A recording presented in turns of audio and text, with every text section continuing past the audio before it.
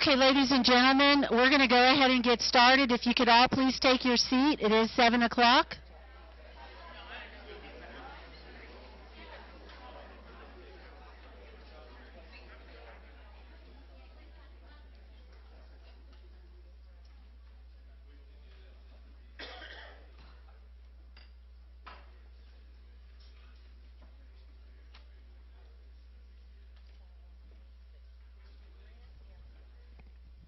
Okay, we're going to go ahead and get started. Thank you all for coming. I have asked Miss Gilhausen. She is going to lead us in the invocation and Pledge of Allegiance. If you would stand with me. Father God, thank you for a new start to a new school year, for the fresh start that brings, Father. Your word tells us that your tender mercies are new every morning, and we thank you for that promise. Lord, we ask you that as we go into this next school year, Father, your word also says that you go before us, Father. We ask that your peace and your blessing would rest on each of our schools in this district, Lord, and that it would be a prosperous year for everyone. Be with us tonight as we deliberate. May our decisions and collaboration be effective and bring about good things for our district. And it's in your name we pray. Amen. Amen. I pledge allegiance to the flag of the United States of America and to the republic for which it stands, one nation, under God, indivisible, with liberty and justice for all.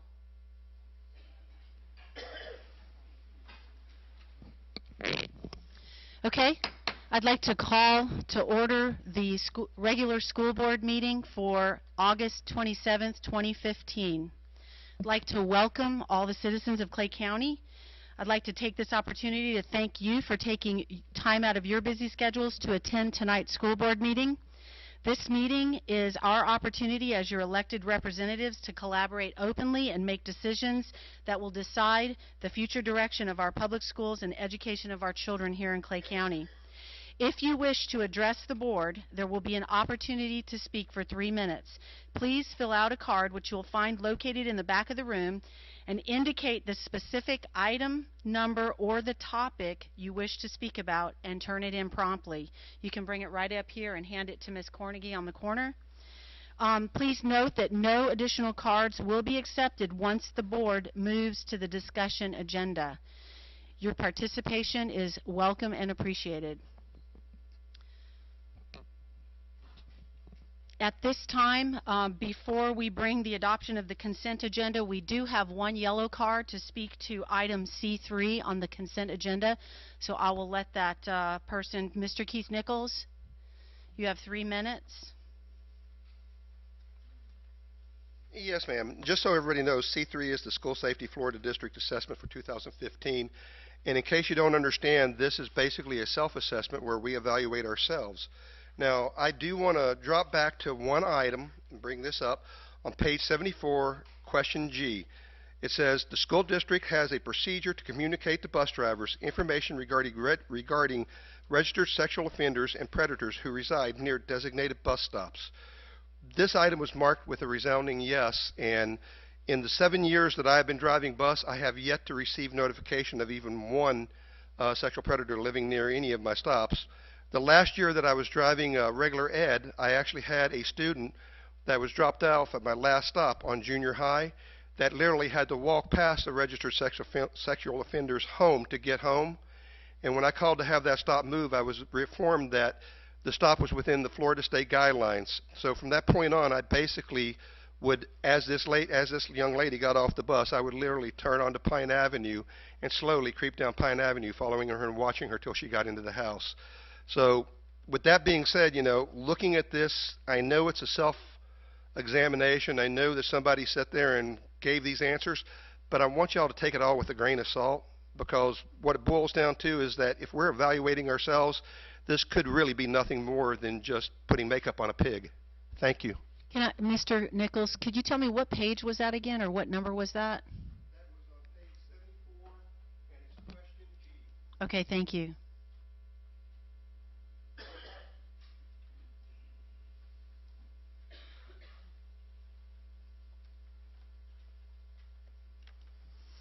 Okay.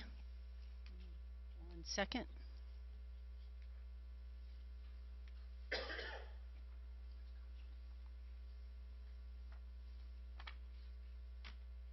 Okay, thank you.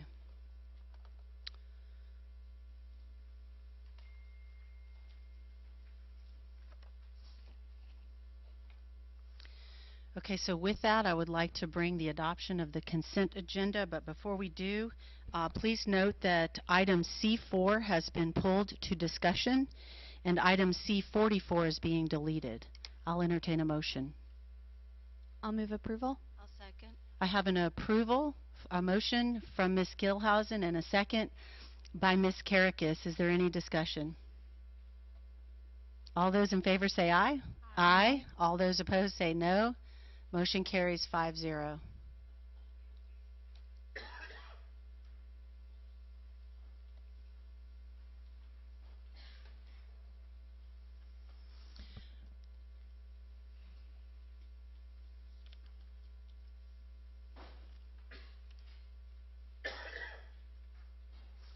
Okay.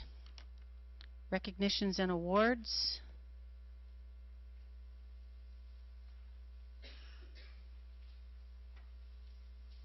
Coach Derek Chipoletti, is that how you say it? We got close. Chipoletti, I'm sorry. Hey, good evening.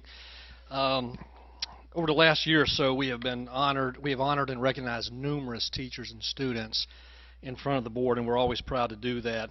In fact, it's always amazing when you look at the teachers' achievements and their dedication and the amount of energy they put into their craft. It's inspiring. And certainly when we look at the students, their work and all that they do in the classroom and in other activities, it's just amazing the students that we have here in Clay County. Tonight, however, we would like to recognize and honor one of our coaches. And as you know, athletics plays an important part in the development of our young people. In fact, studies show that many students achieve at a higher level when they participate in sports and other extracurricular activities. In Clay County, we're blessed to have great ADs, athletic directors, and great coaches. I'm sure that all of you are aware of the amount of hours that our coaches put in and the dedication that they show to our students and the parents. And so tonight, the district is honored to recognize one of those coaches, and that's Coach Derek Chipoletti. Thank you. Chipoletti. Coach Chipoletti began his career at Orange Park High School.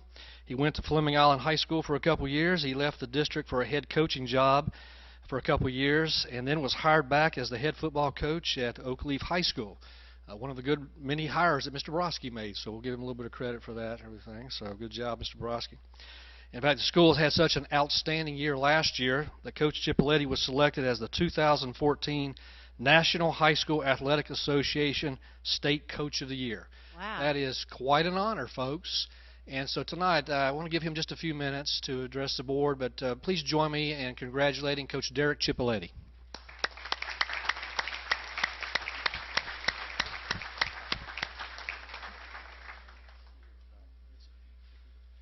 I'm just totally humbled tonight. I do have to credit this man over to my right, Mr. Dave Broski. I was lucky enough to go to school in Clay County. I'm an Orange Park Raider, and so I wanted to make our school and our community proud as a player. I was able to come back as a teacher, as a young man, and quite frankly, probably did not do my best at that time because I had to learn what we were in this sport for, what we're in coaching for, in education. And basically, through my exodus, after I left the county for a little bit and went and did some other things, my philosophy came to be, winning is a byproduct of teaching life lessons and educating these boys, helping their family raise men. And that's what we've concentrated on. And, we flourished as an Oakleaf football program the last couple years, and hope to continue representing y'all in our county and Oakleaf community the same way. So thank you again, Mr. Broski. Really appreciate it. Thank you for your recognition. Thank you. Congratulations.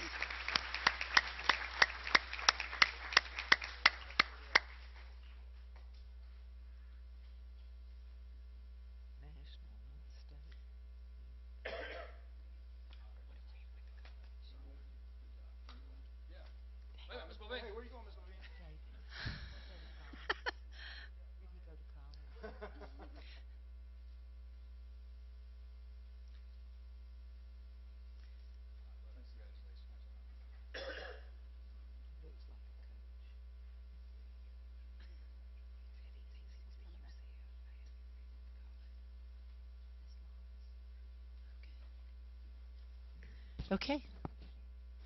Our next item is Student Spotlight, and Miss Lawless is going to come up and introduce.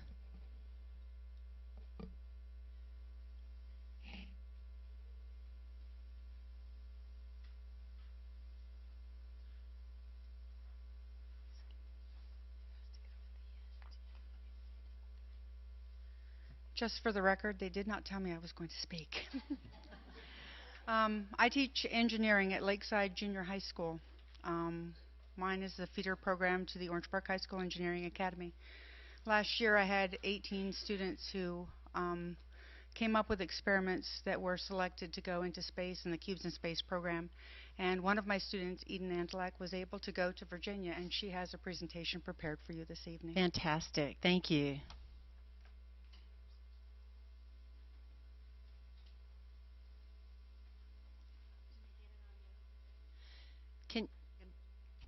Jordan, can you get it on this projector as well? Okay, he's working it.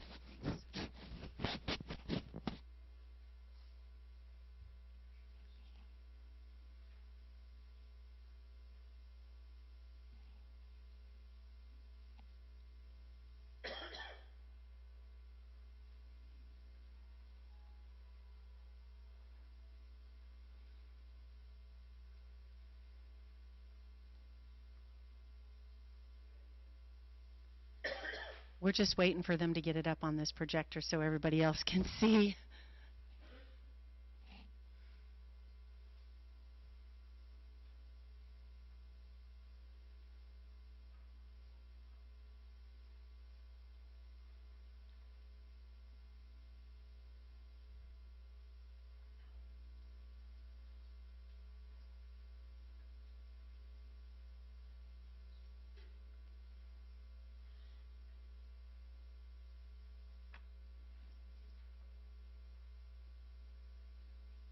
Here it comes. It's coming up now. Okay, great.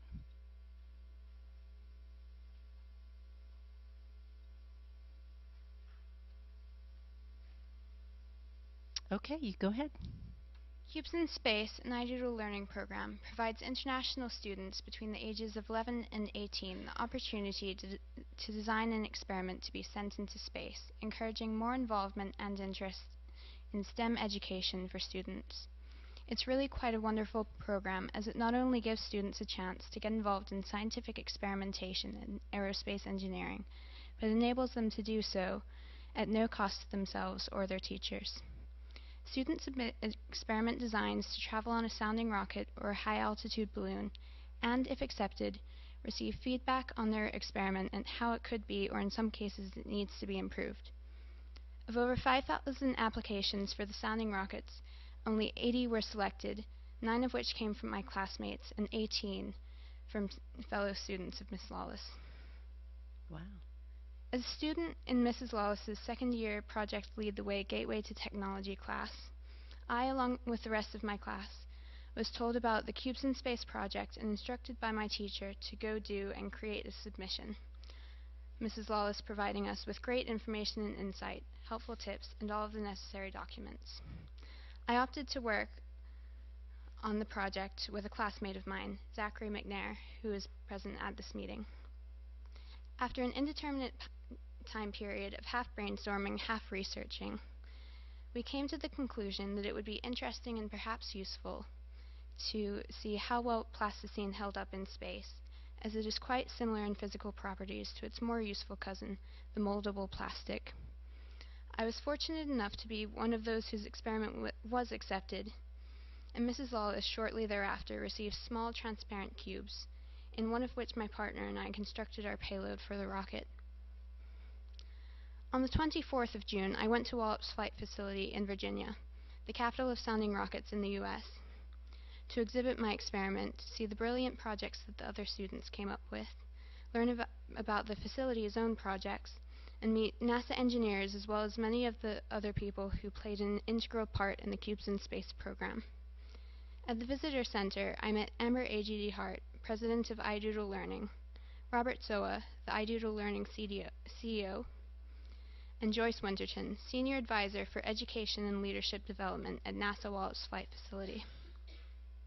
There were also 7 other students from 4 groups present, each group manning an exhibit with a display board giving an overview of their experiment and answering visitors' questions. In general, people seemed quite interested in cubes in space and our individual projects. Students were later given the chance to present in the auditorium, and Randy Bowman, a homeschooled student from Leesburg, Virginia, was presented with the 2015 MPACT Group Top Design Award for his experiment on using the charged particles in the ionosphere to deacidify seawater.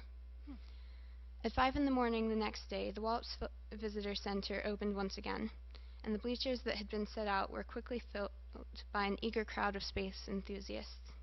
Before the launch, cameras were set up and stories shared. Shortly after dawn, the countdown finished, a bright light suddenly becoming visible, and I realized that the rocket had launched successfully and would return after a few minutes. Our payload had taken flight. That Saturday, Wallops Flight Facility also celebrated its 70th anniversary with an open house. There were scavenger hunts, robotics activities and competitions, and as well as tents and displays, project information, and opportunities to speak to NASA, Air Force, Navy, and aerospace-related companies' personnel.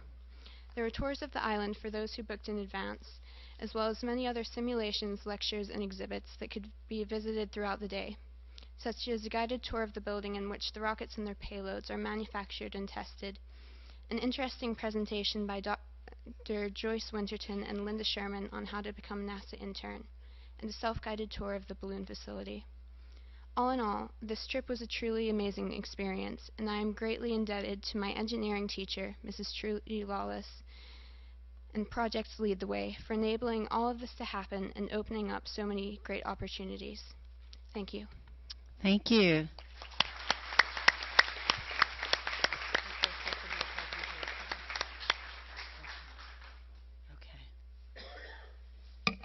PowerPoint? Yeah, that's what I was going to run. ask. Was there a PowerPoint that you were going to show, or? Miss Lawless is wanting to say something. Okay, Miss Lawless, did you want to come up and?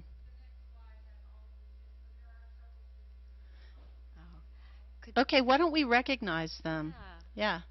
Yeah. Have them all come up. Yeah, why don't we have them all come up and let's recognize them.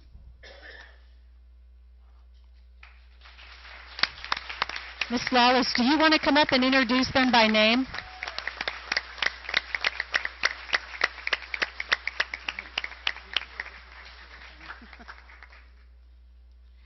And are these all junior high students? Yeah. High school? High school, okay. Wonderful.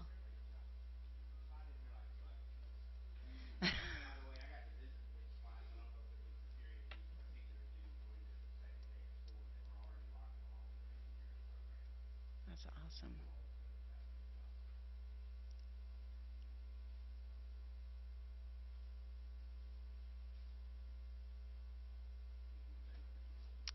All right, thank you very much.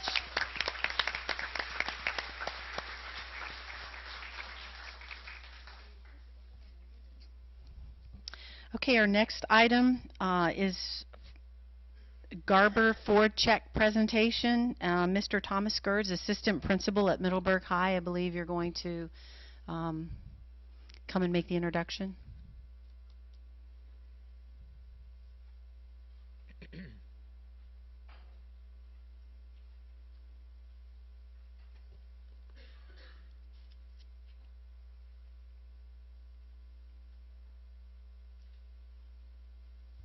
Good evening. Good evening. Last year we had the wonderful opportunity to join together with Garber Auto Mall in a fundraising opportunity. It was very productive. It was a fun day.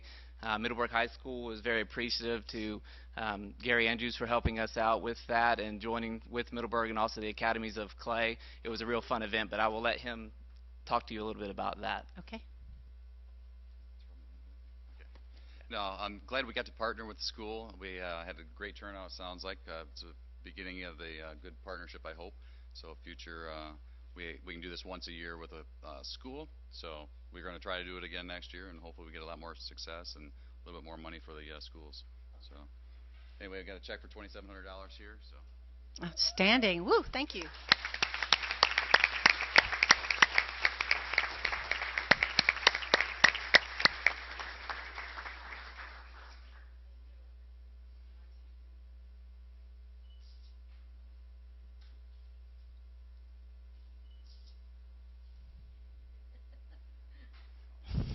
All right.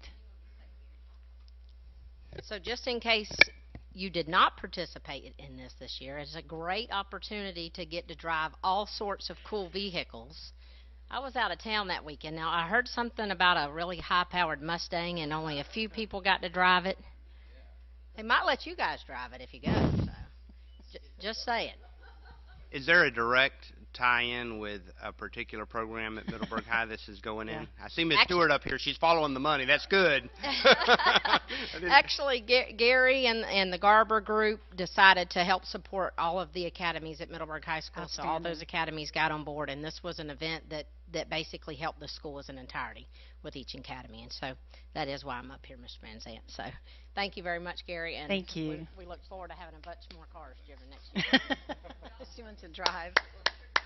Thank you.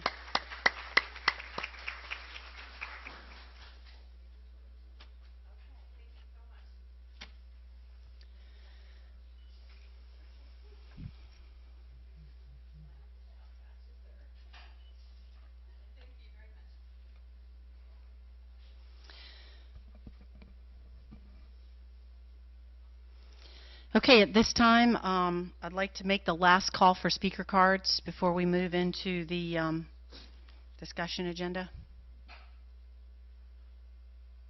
Okay. We have no scheduled citizens requests. We will move into the discussion agenda. Superintendent's update. We'll start there. Thank you, Ms. McKinnon. We have had just about the smoothest opening to school that I can recall.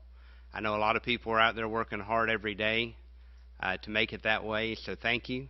Your preparation has been rewarded with a great kickoff. We have gotten just an unprecedented amount of local news coverage lately, so we've prepared just about a 2-minute montage of some of the exciting things that others are talking about going on in Clay County. So if y'all would play that, I've got a few more comments when the film's over.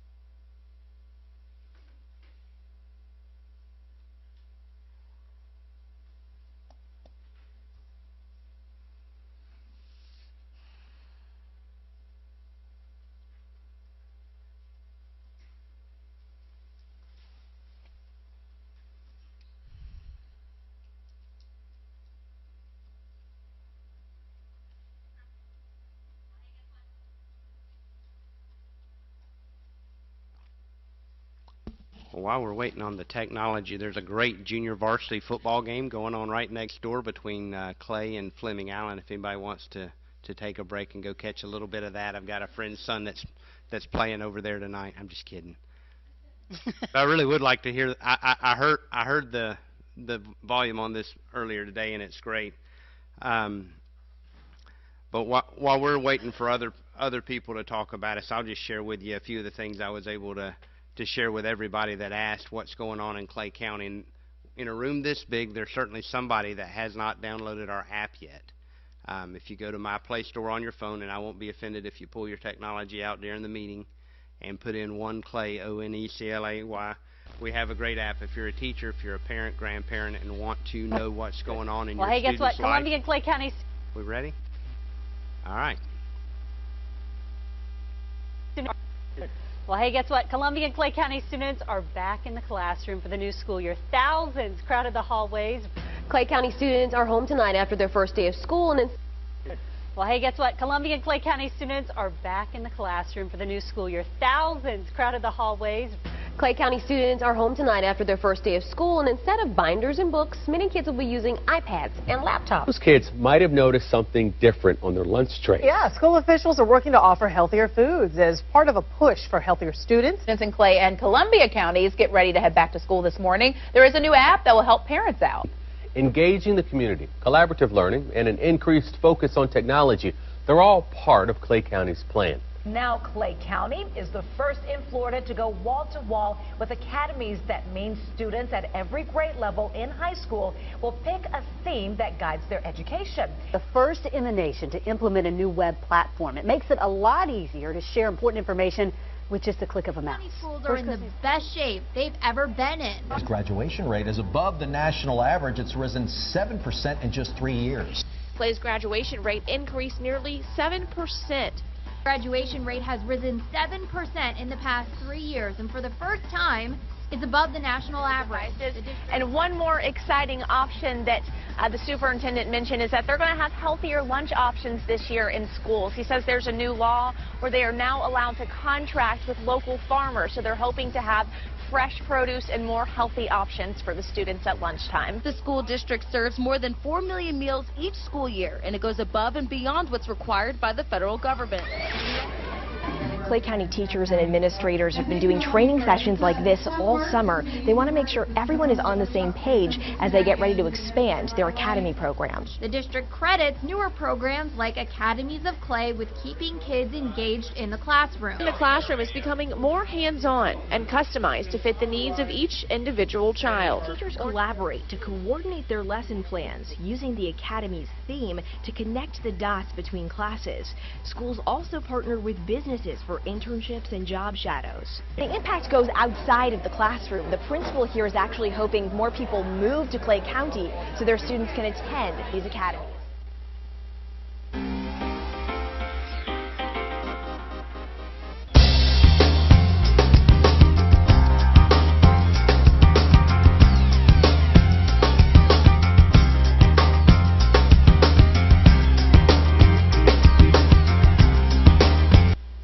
That last clip was a training for Bronco Nation Days at Middleburg High School. Middleburg, like so many of our schools this year, just flat knocking it out of the park.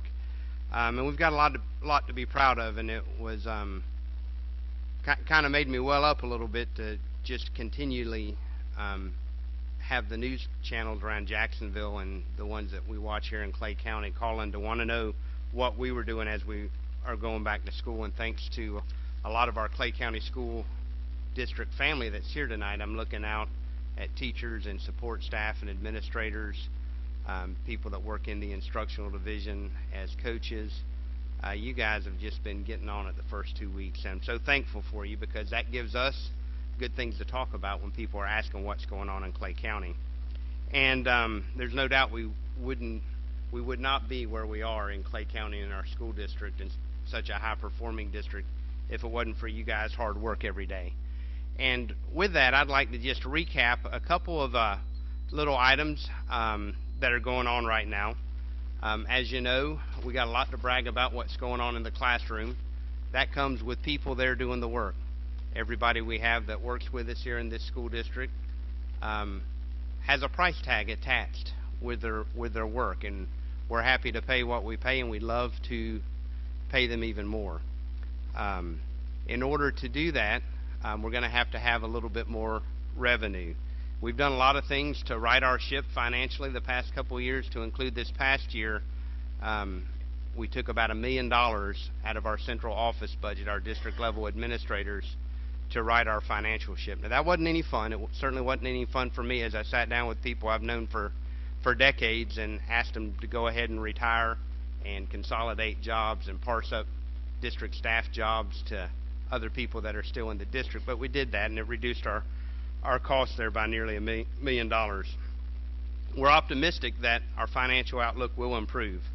Our enrollment has increased some. We're over projections as we've come into this school year with the number of students who've shown up. But even with any projection that I can forecast of increased funding, we still have some things that we have to overcome. Last year, we were over projection and had an increase in our FEFP of over $7 million. And that's great. And then we have to look at our expenditures on the other side of that revenue. We've paid out about $2.6 million, or we will this year, to charter schools in Clay County. Our self-insured fund ran a deficit of about $1.2 million. And to get that self-insurance fund to the right required minimum balance on top of the 1.2, we have to add about $1.5 million. Our McKay scholarships came in higher than ever last year. We had never had more than $1.8 million in McKay scholarships to pay out. Last year we had to pay out about $2.5 million. And last year, as many of you know, was a big year to go into the Florida retirement system and come out of it. And we had a lot of senior people in all ranks of our employee groups, administrators, instructional personnel, and support all exit our school system last year, and that cost us about $3.1 million in terminal leave pay. And all that on top of our ending fund balance for the 14-15 school year, when you take into account the expenditures I just mentioned, leaves us with about 2.1%. So as we work into the 15-16 budget that'll be brought to the board in September, we still have to get to that state required 3%. So that's what we're aiming at. Last year, our numbers we submitted, those are called projections. For the 15-16 school year, we're right at 35,594, and we're using those numbers, those exact numbers, just less than 35,600 students, to prepare the budget that'll be presented next month.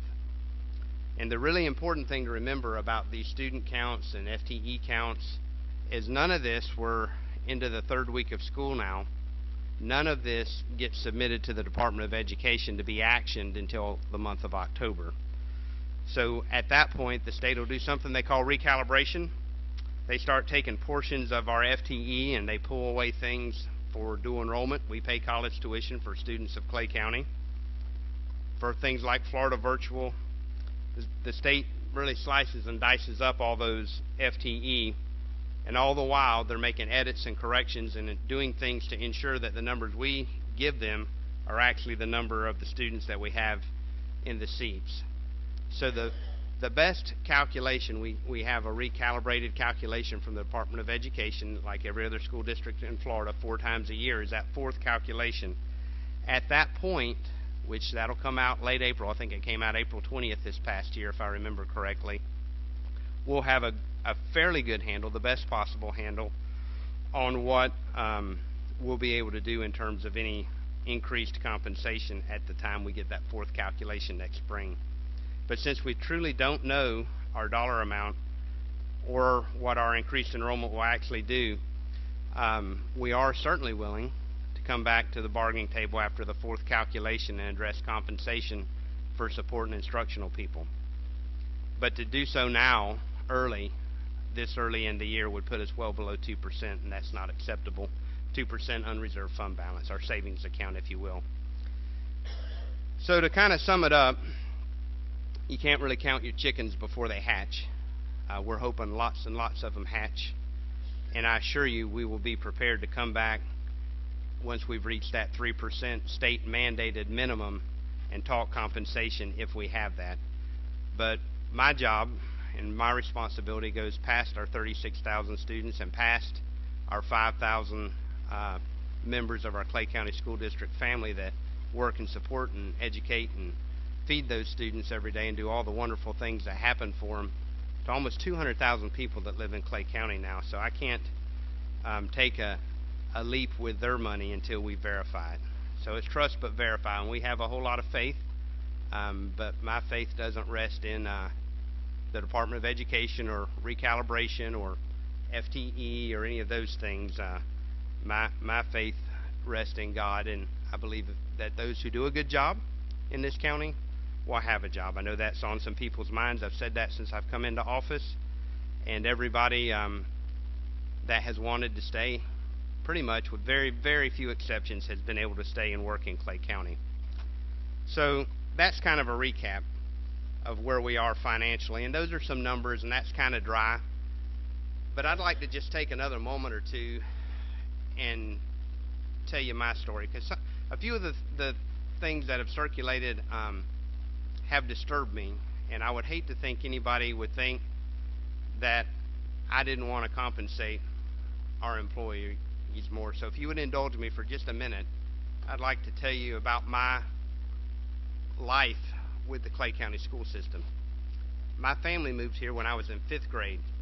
My mother was ill, And the community of Keystone Heights, the teachers that work there, the guidance counselors, the coaches as I progressed into junior high and senior high, and my mother departed this world, those were people that really invested in me and my family.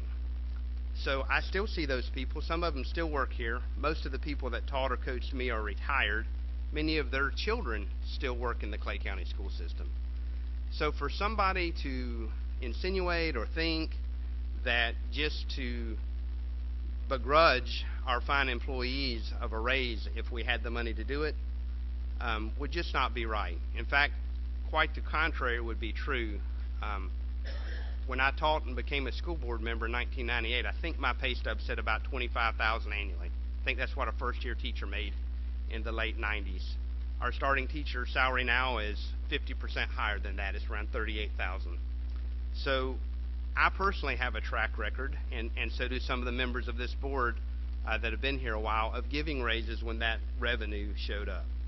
So I just want to recap and reiterate that if the money shows up, if we meet our minimum financial obligations in terms of reserves, this district, this school board, will be happy to come back and talk compensation. So that's my update on where we are budget-wise, compensation-wise, and thank you. Thank you, Mr. Van Zant. I have a question. Mr. Van Zant, you said our student enrollment is up. What are we looking at? What are our numbers as of the most recent today? Or whatever you've got. What's the most recent that you have? Was today our 10-day? No. Tomorrow would be. Tomorrow would be our 10-day. Mr. Hendrick, they're right at, and these are student numbers. They're between 35.5 and 36, and somebody has showed me that today. I just don't have the number on the top of my head. But I'll be glad to email you guys tomorrow, put it on our website. I'll put it on Facebook. Hey, our 10-day count is blah, whatever that is. Now, the important thing to remember about those student numbers is in the last 2 years, one student in one class doesn't always equal one full FTE the way the state recalibrates. So now you'll hear those of us, and certainly Mr. Hendrick, who's counts all that FTE and electronically transmits it to the Department of Education. An FTE, the full-time equivalent dollars for a student, does not equal that student. If that student takes 6 periods a day at Orange Park High, a dual enrollment class, and a Florida virtual class, which they can all take without asking permission, then we write a check to St. John's, Embry-Riddle, Florida Virtual, whoever they're taking that dual enrollment or virtual class with. So we end up with pieces of an FTE. A child like I just described, we would keep 3/4 or 6/8 of their FTE, and approximately 1/8 would go to a college and 1/8 would go to Florida Virtual.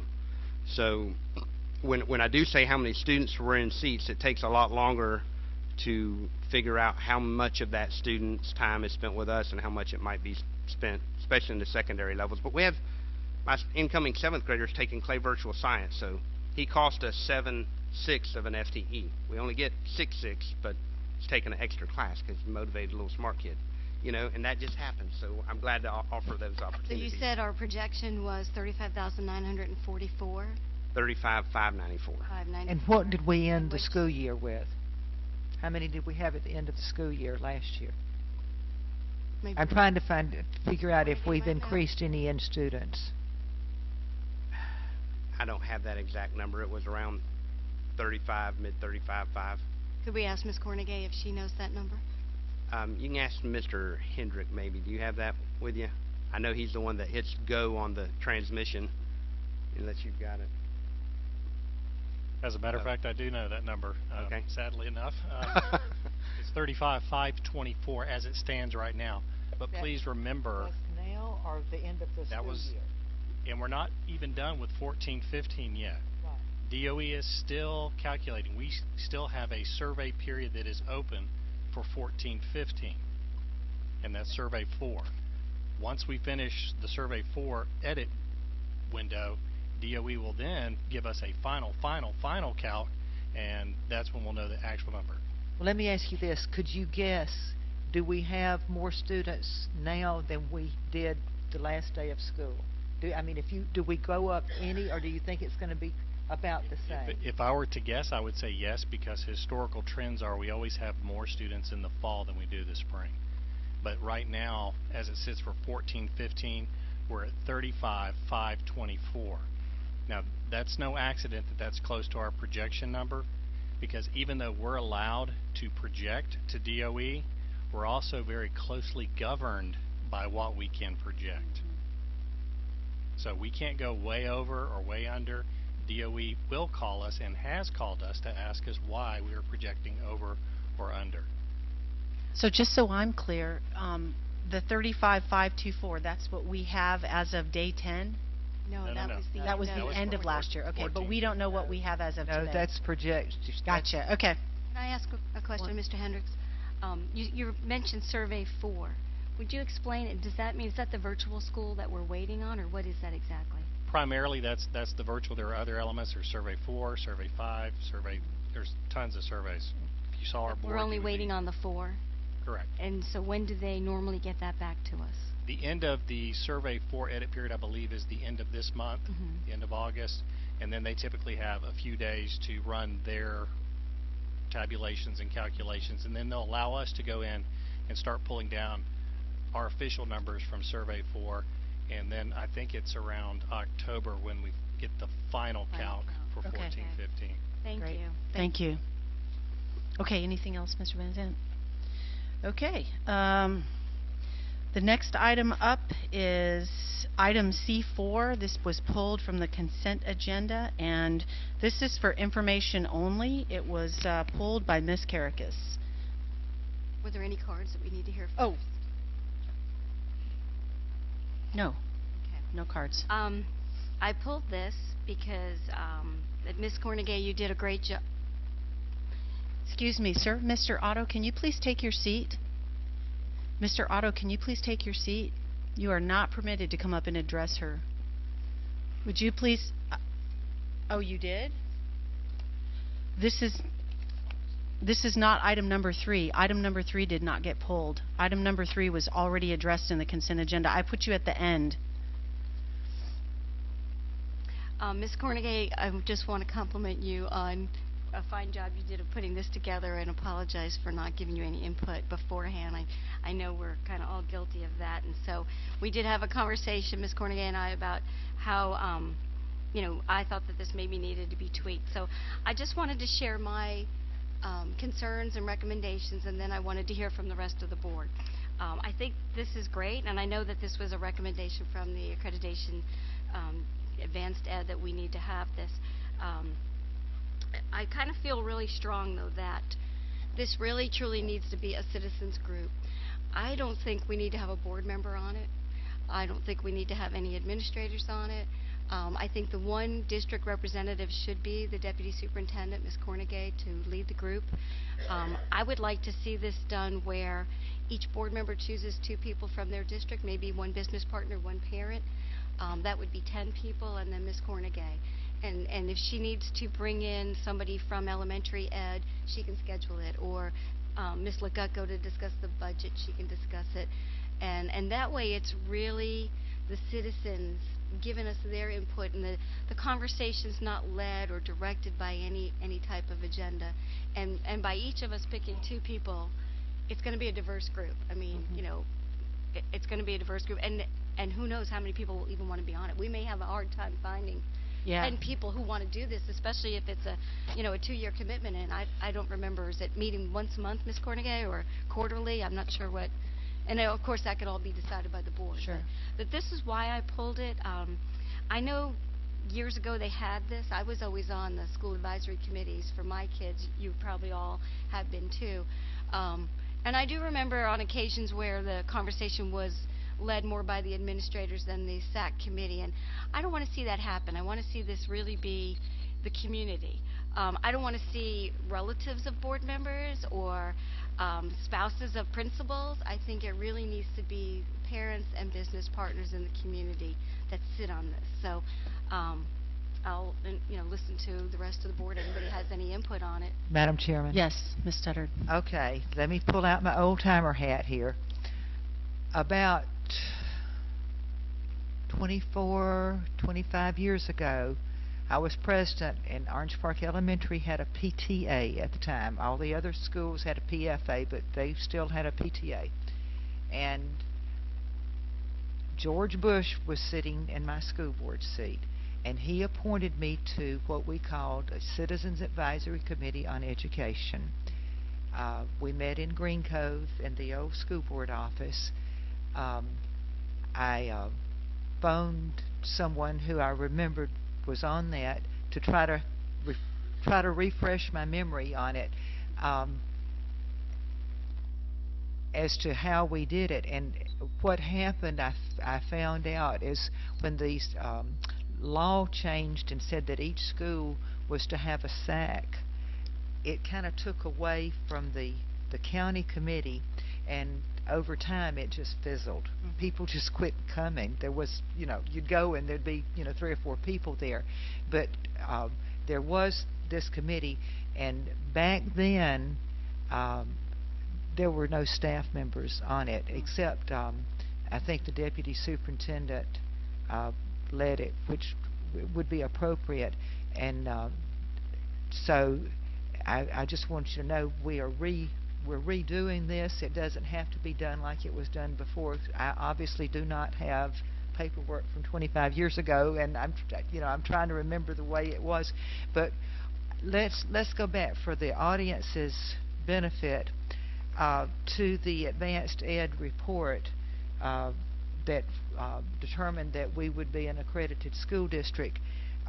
If you'll bear with me, I think it's important for the public to understand what we're trying to do. Okay. In their rationale and recommendations, I'd like to read you from 3 different pages.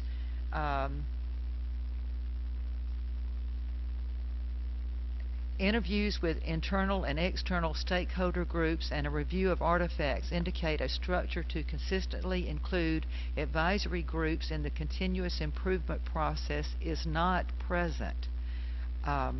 Another line, stakeholders state the limited engagement of external stakeholders does not provide opportunities for a meaningful exchange of ideas from parents and other community members. On another page, they said interviews with internal and external stakeholder groups and review of artifacts indicate a structure to consistently include here we go, it's the same thing as not present. There was little evidence that they are utilized effectively to inform the development of the strategic plan and support the design of new initiatives. Artifact review supports this finding. Stakeholders state the limited engagement of external stakeholders does not provide opportunities for a meaningful exchange of ideas from parents and other community members. All right, and then on the last page that refers to this, under improvement priorities, this accreditation team said, formulate and implement a comprehensive district plan that includes representatives from all stakeholder groups to assist in shaping decisions, providing feedback in the development of the strategic plan, working collaboratively on system improvement efforts, and to participate in meaningful, intentional, two-way communication.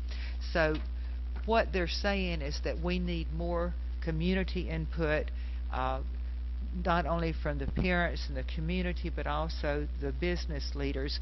They did say in different parts in this report that we do have a good many business partnerships and so forth, but that's a little bit different from this that would be working on, if there was something going on in curriculum or facilities or the strategic plan. It's a different thing. But then, Ms. Cornegie, I too want to thank you for at least getting us started on this, because I know you asked for input from all 5 board members, and I would venture to guess that you probably did not get any from many of us. But in looking at it, I've got no problem with it, except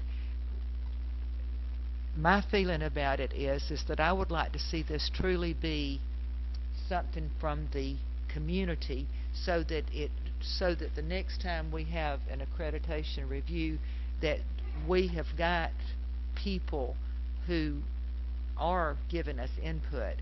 It seems that there's not a lot of avenue for them, the citizens, to give us input. I know that the schools have SAC committees, but honestly, how many times do you get a call from somebody from a SAC committee about something, their particular SAC committee. I can honestly say I have never received one phone call about that. It's like the line of communication, it's cut there. But what I would like to throw out, and I am certainly flexible, but what I would like to throw out is to try to have an odd number committee. And I did find out today in talking to the person who used to be on it, each board member appointed 2 people to the committee. So in my pea brain, I was thinking, well, you know what? If each board member appointed 2 parents of kids, maybe 1 parent from an elementary school in your district and 1 from a secondary school, junior high or high school, from your district, that would kind of get us, 5 secondary parents and 5 elementary parents. Then I was thinking about the other, get 5 more on there. Each of us appoint another person, perhaps from the business community or even a community leader. And I wouldn't say business owner, absolutely. It could be someone who works in a bank, and they're active in the community. But I think we could find someone that would put 15 on there. And then if Ms. Cornegay, I think it's appropriate that she would lead this committee if that's the superintendent's choice, but it makes sense.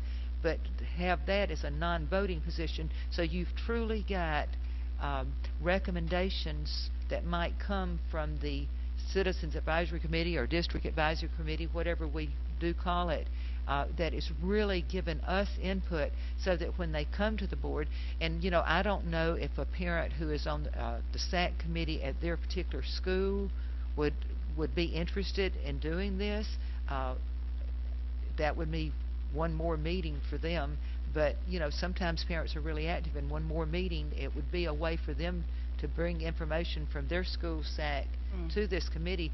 But also I would like to see the communication opened up so that the SAC committees in all the schools know that this is a district committee, that if they in their school are having a problem, they can bring it to the committee or a concern, and then through this county committee it may be that that same concern is in several other schools. So it would be a good communication network, but I would rather be at something like that rather than having to me that kind of takes away from what I was interpreting that the accreditation team was looking for. So that's kind of where I'm coming from. Now, years past, I will say this, I remember we had a student representative on there, but I will be very honest, I do not believe that the student ever came to a meeting.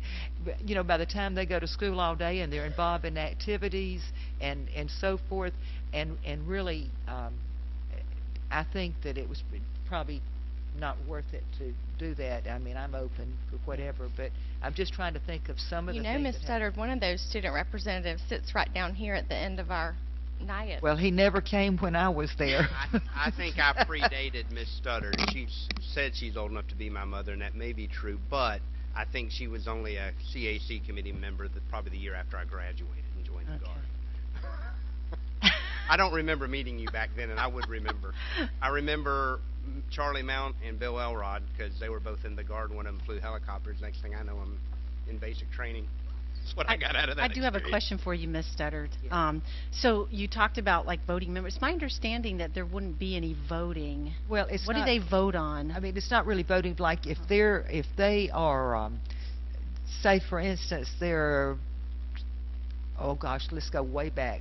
Back in the old days, there was something called Pumsey Do So. I hate to even say those words, but say there was something going on in curriculum or anything. The only voting that they would be doing would be coming forth as perhaps something, a recommendation to bring to the school board. It's an advisory committee. I gotcha. Okay. All right. That's okay. I have a question. Yes.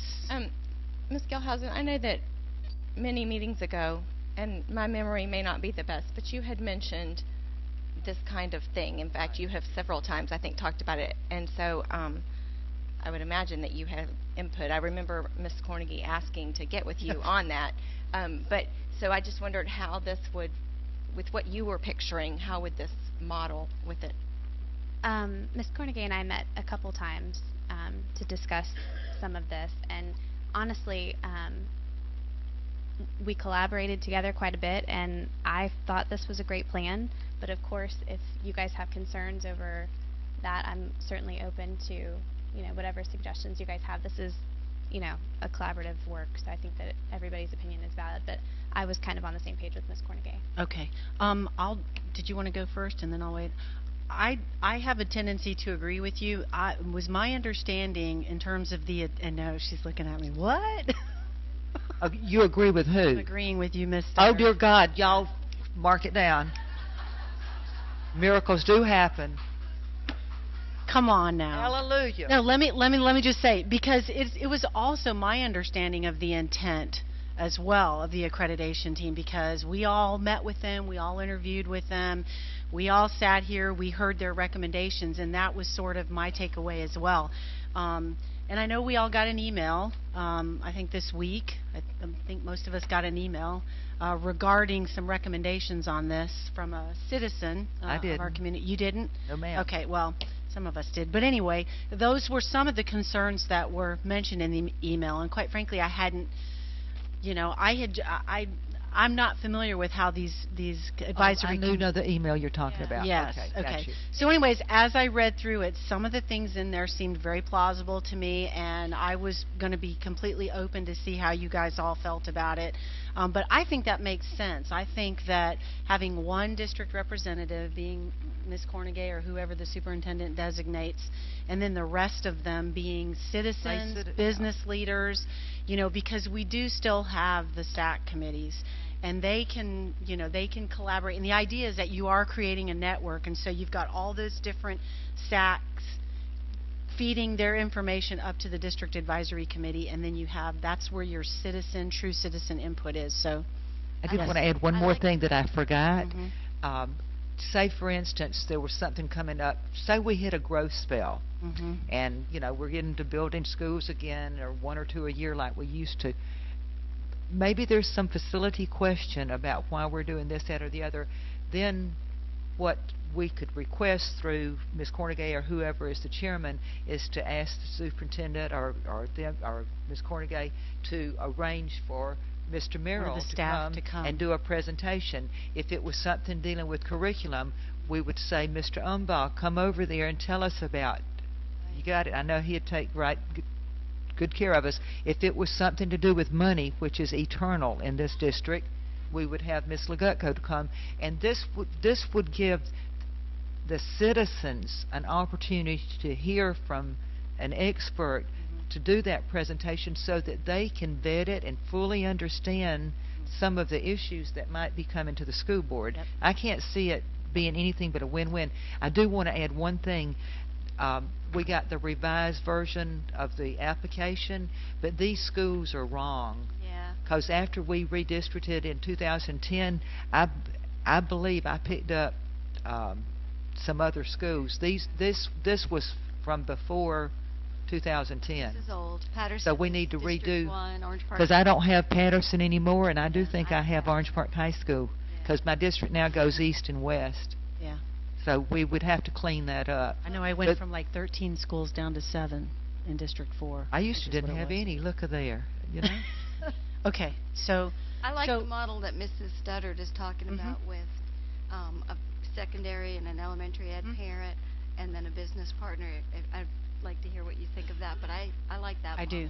I do too. I would agree with that. I think that was kind of what Ms. Cornegay and I had talked about, was ensuring that we are getting adequate citizen input, but we're also having the experts lead the discussion. Not that they're, you know, pushing their viewpoint so much as just there's so much state statute and rules that go around the decisions that and as long as we do that, I think that it's a great plan. And I think it would work, and that's not putting any employee on the spot too.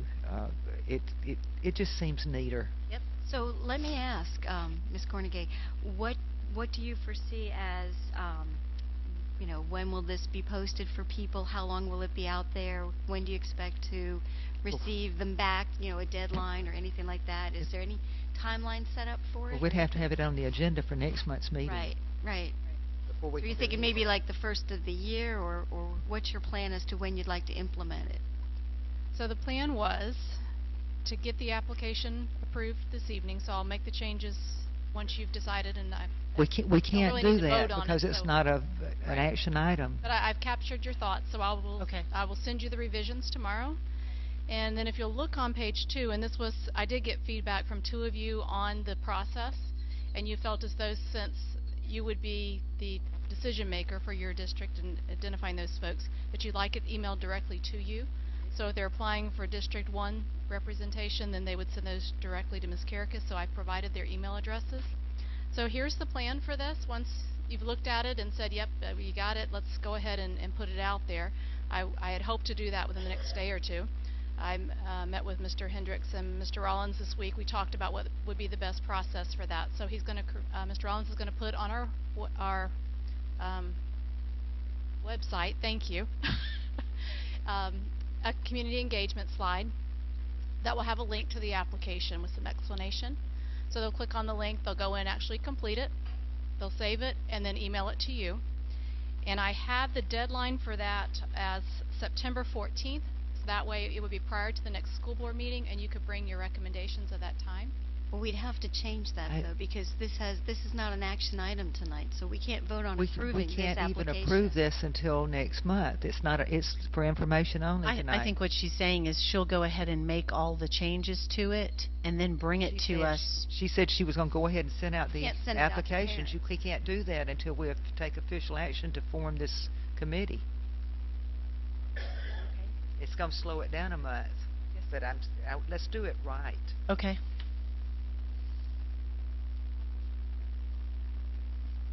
So what I hear you saying, I'm going to send you the revisions. We'll put it on the agenda for next month for you to approve. And if you have any feedback again between now and then in terms of the process, let me know.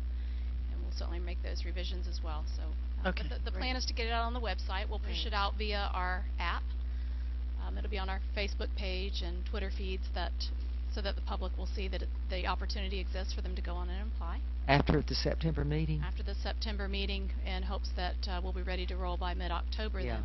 In the meantime, I have scheduled through each of the schools an opportunity to meet with each of their SAC committees. I did 2 last week, just to begin the conversations and talking to them about this opportunity as well. So I'll be busy the next several weeks meeting with all those SAC folks, and so it's having some great conversation already, so I'm excited about the opportunity to continue it. And so if we approve it in September, then we could bring our names to the October meeting. That would give us from September to October to get. I'm sure we're just going to get inundated. Yeah. So let me ask you a applicants. question. So, do I understand you that you're saying that members of the SAC committee can also be on this committee as well? Why not? Well, I don't know. I'm just asking. If they want to come to another meeting, because I'm assuming they'll meet monthly. When I've been on the SACs, they are very specified on what they can talk about. So it's basically the school improvement plan, the focus of, how they're going to increase, well, it used to be FCAT scores, but I guess FSA scores, and then when there was money that was given to each, then it was how to spend it on specific items that matched up with the school improvement plan. So it was not, what do you think about this, or it wasn't, what is your opinion of how we set up, I don't know. Yeah, but I think I'm they're just so thinking, different that if someone was willing, if someone was willing to do it, why not? But I think we'll be hard pressed to find 15 people to do it, honestly. I can't imagine them wanting to take on another meeting a month, but certainly we could. Ms. Cornegay, how often will they be meeting? That will be what the committee will decide. I just put on here in terms of the responsibilities that they will attend regularly scheduled committee meetings, and I think the group will decide how often that needs to be. Yeah, okay. That's good to leave that open. All right, thank you. And I do have one last question as soon as you're done. I'm finished. Okay. Thank you. Is this something that needs to go into policy? Do we need to have a policy on the process of this, or do we have I don't think we have a policy for this, do we? You could put in policy that we have a committee At and least what that its it's a function process, and role right? is. What its function is, roles and responsibilities, and then the process for electing and selecting and whatever. Is that something that we should? Well, I just don't want it to slow it down. No, I don't want to slow it down I either. just thought of one other thing. I think before they were appointed for 3-year terms. I personally think that's too long a commitment. So we would need, and I guess we can decide this in September when it's officially an action item, but we need to decide, you know, how long the term's going to be and so forth. Makes sense. If it is put into policy, it would just be how we choose it. That Right, each- exactly, right. just the selection. So we would have to have the policy written and advertise it at the September meeting, approve it at the October meeting, and then that would That'll put us all back. kind of coincide together. But we could go ahead and do it Right. and be doing the, Right. you know, actually getting I it believe into Yeah, we policy. can implement the we could policy do- afterward, right? Yeah. And it might be good to have that written as to. Sure. And it might be good because we'll probably learn things that we might want to change. We've got to think through this, because this is, you know, it's just like building a house. You're going to might have to tweak it a little bit here. Okay, all right. So we're good on this? Yes, and Okay. it Can I was ask one just clarifying informational. question? Yes, Mr. Van Zant, one clarifying question. Okay, so we're going to put something together to be voted on by the school board in September as far as this process, and Ms. Cornegie's taking copious notes. I think We're we'll going to have a capture committee. your collective thoughts there. As far as in this action item that'll come before you next month, do we want to write in a line that says each board member shall appoint 3 members? Somebody mentioned bringing those 3 names with you next month, and just leave it at that, versus... You can't, we really can't do that because I can't fill out the application. No, I'm not asking to get the board members before next meeting. I'm asking a question. Where I'm going with this is, the way we word the action item that will come before you, whoever board member District 1 brings, they're going on there. The board's not going to vote on and vote up and down on those 3 members, or is that your expectation? I just need to Not in clarify that. September. Not in September. No, We would but have to. the question No, is, if I'm you saying if you bring three names in people, October. do we have to vote on your 3 people and then vote on Ms. In Gilhouse's October, we or could mine? vote on everybody's 3. But I guess what I'm Or hearing just word it is, where, if you're a school board member, you get to appoint. I'm sorry. yeah, I mean, really, I don't know anyone in your. Well, I may vote on somebody you just don't like. But the whole point is to have I know what diversity. Mr. Van Zant said. He's talking about appointments versus all of us voting for who goes on it. Is that right? He's Yeah, talking about appointments. I would suggest each of you just, we word something in September where whoever the 3 y'all bring, go on it. We're going to appoint them, And we'll right? blame you individually, but not have people But pick I, and but I choose think a it ought to group. be on there so that the names Sure. are there so we can do a blanket approval. Okay. I don't think we're going to go through Joe Mr. Smith Van and Zant's Sally thinking what Jones the Charter and Review Committee discuss does, their where they merits. can actually vote down each person. Okay, all right, that okay. If they wanted to. Yeah. No, I Okay, don't, so we're good? I think so, Okay. that's the consensus. Yeah. Yeah. I think that's, We'll figure I it think out. that's fine. Okay, all right. All set? Okay. All right, we're going to move into, the next item is item D2, Human Resources Special Action A. I'll entertain a motion. Move approval. Second. I have a motion for approval by Ms. Studdard and a second by Ms. Karakis. Any discussion? All those in favor say aye. Aye. Aye. All those opposed say no. Motion carries 5-0.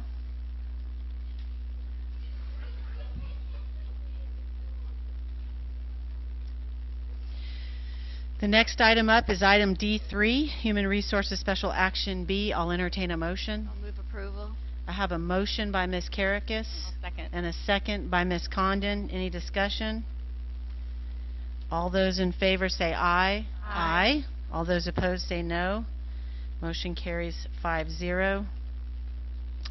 The next item up is item D4, Special Action C.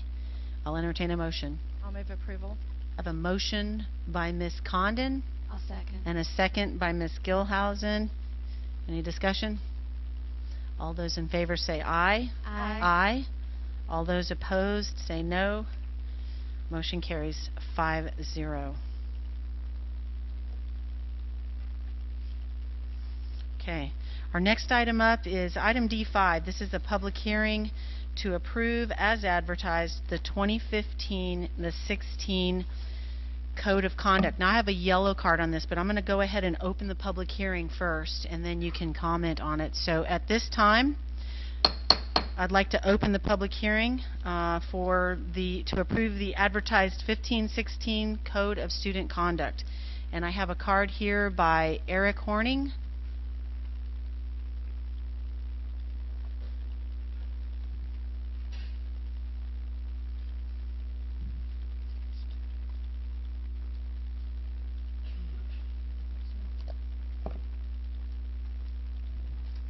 Please state your name and address for the record, please. And pull the mic up and you won't have Yeah. to lean over. There you go.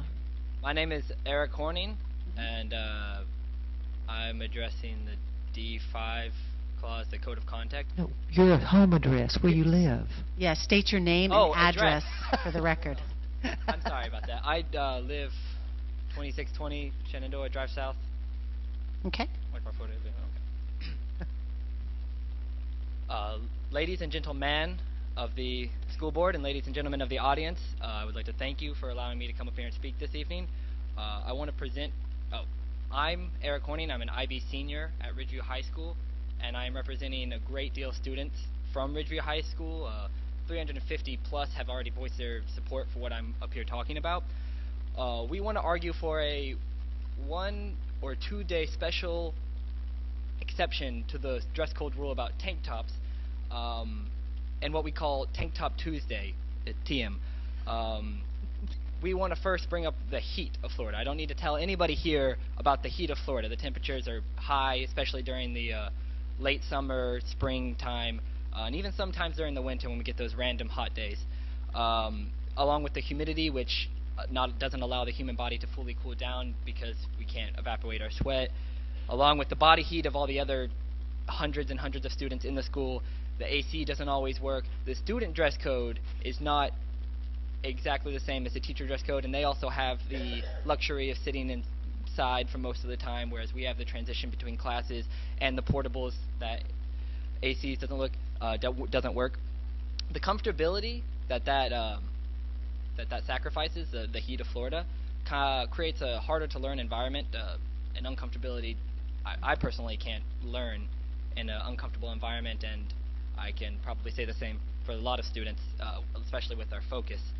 And schools are meant to be for facilitating learning. So this distraction caused by the heat would be even more so than the actual clothing that we are trying to have. I also want to bring up that the school board student code of conduct states that it's your philosophy and intent to prepare us for college, the workforce, and things like that. Well, post-secondary schools majoritarily don't have a dress code. Exactly, yeah.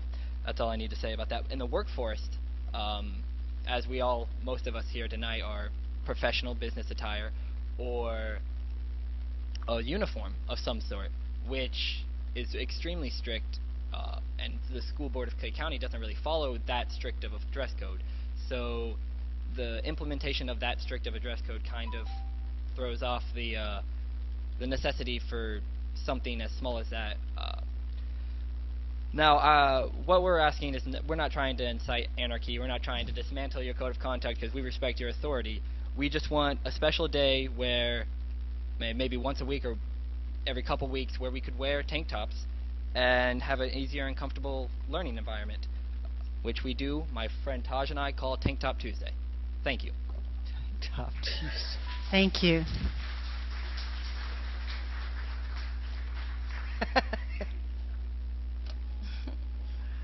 Okay, let's see. Yeah, we ought to put him on the district advisory committee. Let's see. Thank you very much. Is there anybody else that'd like to speak while we have this public hearing open?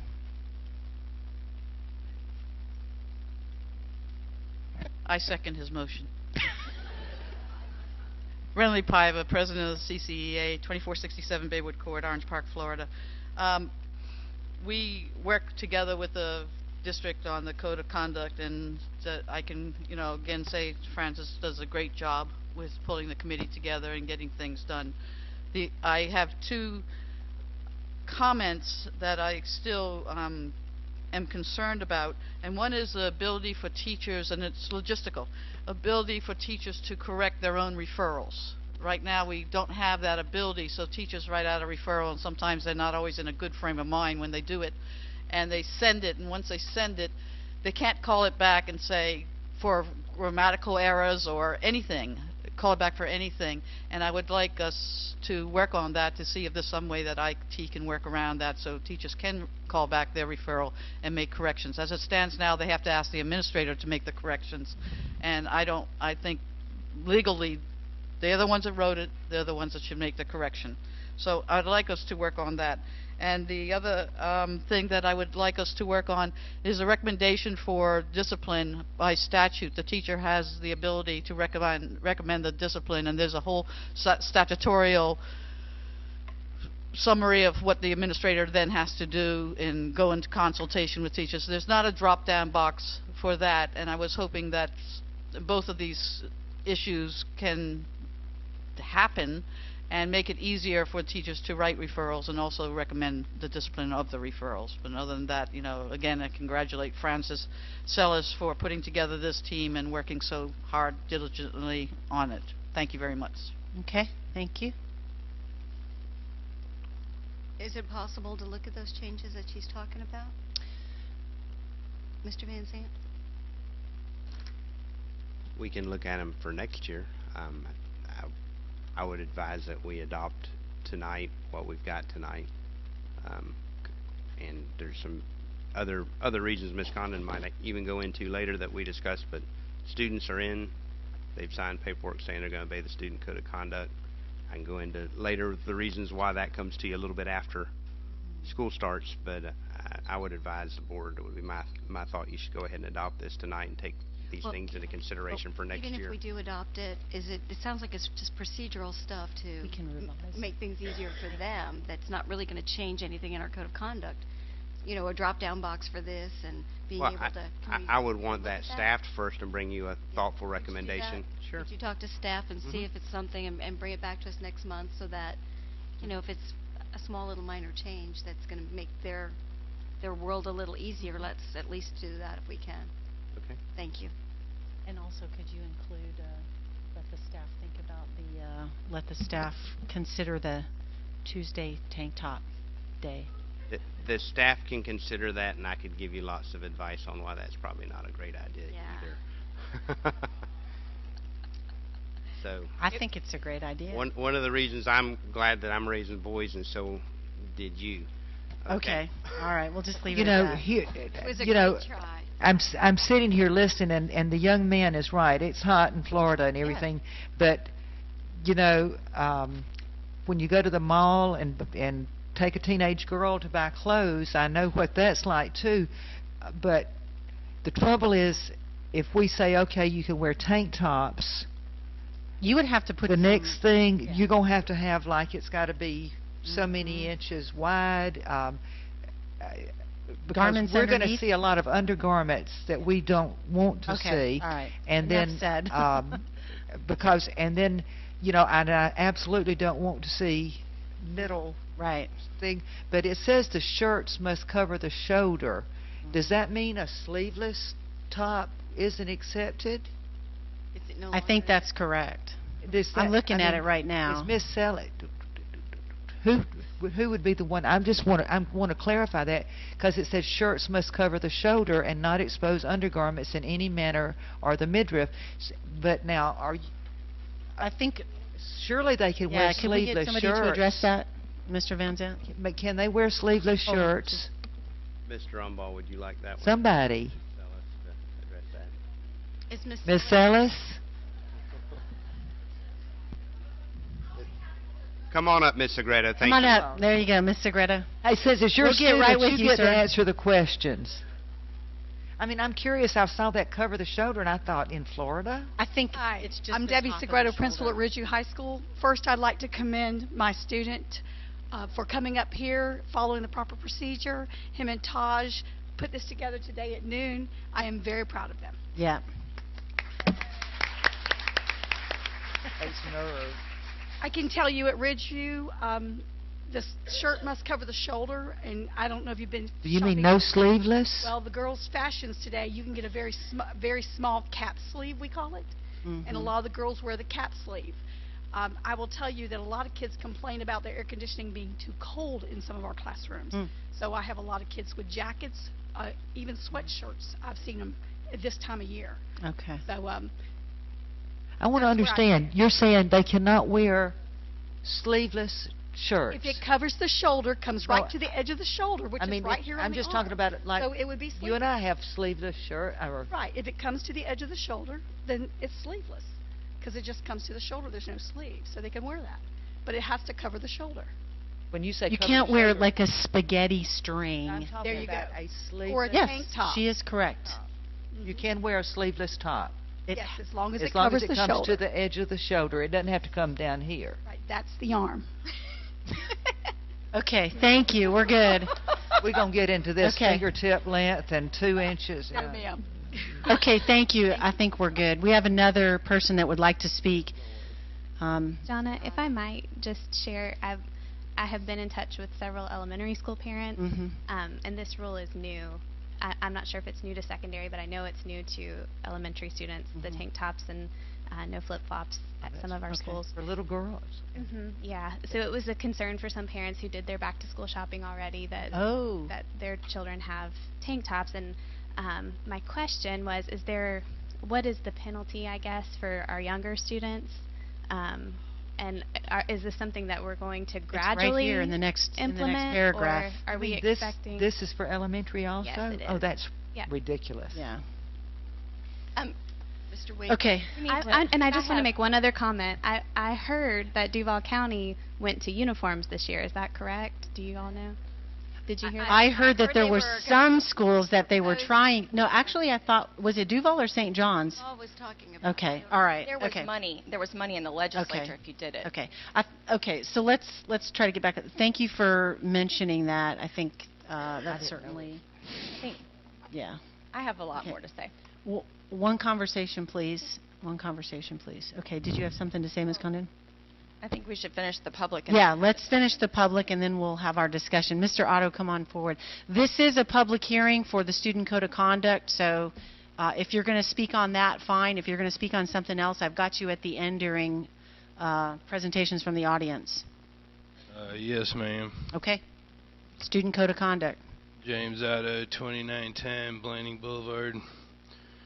Here, due to the BCC and the SOBs, I'd just like to thank the Jacksonville schools and the police department or whoever was behind getting it in the paper about the uniforms of the cheerleaders. They're too provocative for the schools to be, how are the kids supposed to learn when the girls are running around dressed that way? So I just wanted to say I appreciate Jacksonville for standing up and just remind you of what 20,000 women can do, and hope to see some more progress. Thank you. Thank you, Mr. Otto. Is there anybody else that would like to speak? Okay, I'll close the public hearing and bring this back to the board. I will entertain a motion. I'll move approval. I have a motion for approval by Ms. Gilhausen I'll second. and a second by Ms. Condon. Do you have any other discussion? Oh, yeah. Okay, let's go. Okay. So, I have concerns that we had a public hearing to approve an advertised policy that I don't remember us ever voting to advertise. So, it seems like we skipped a step.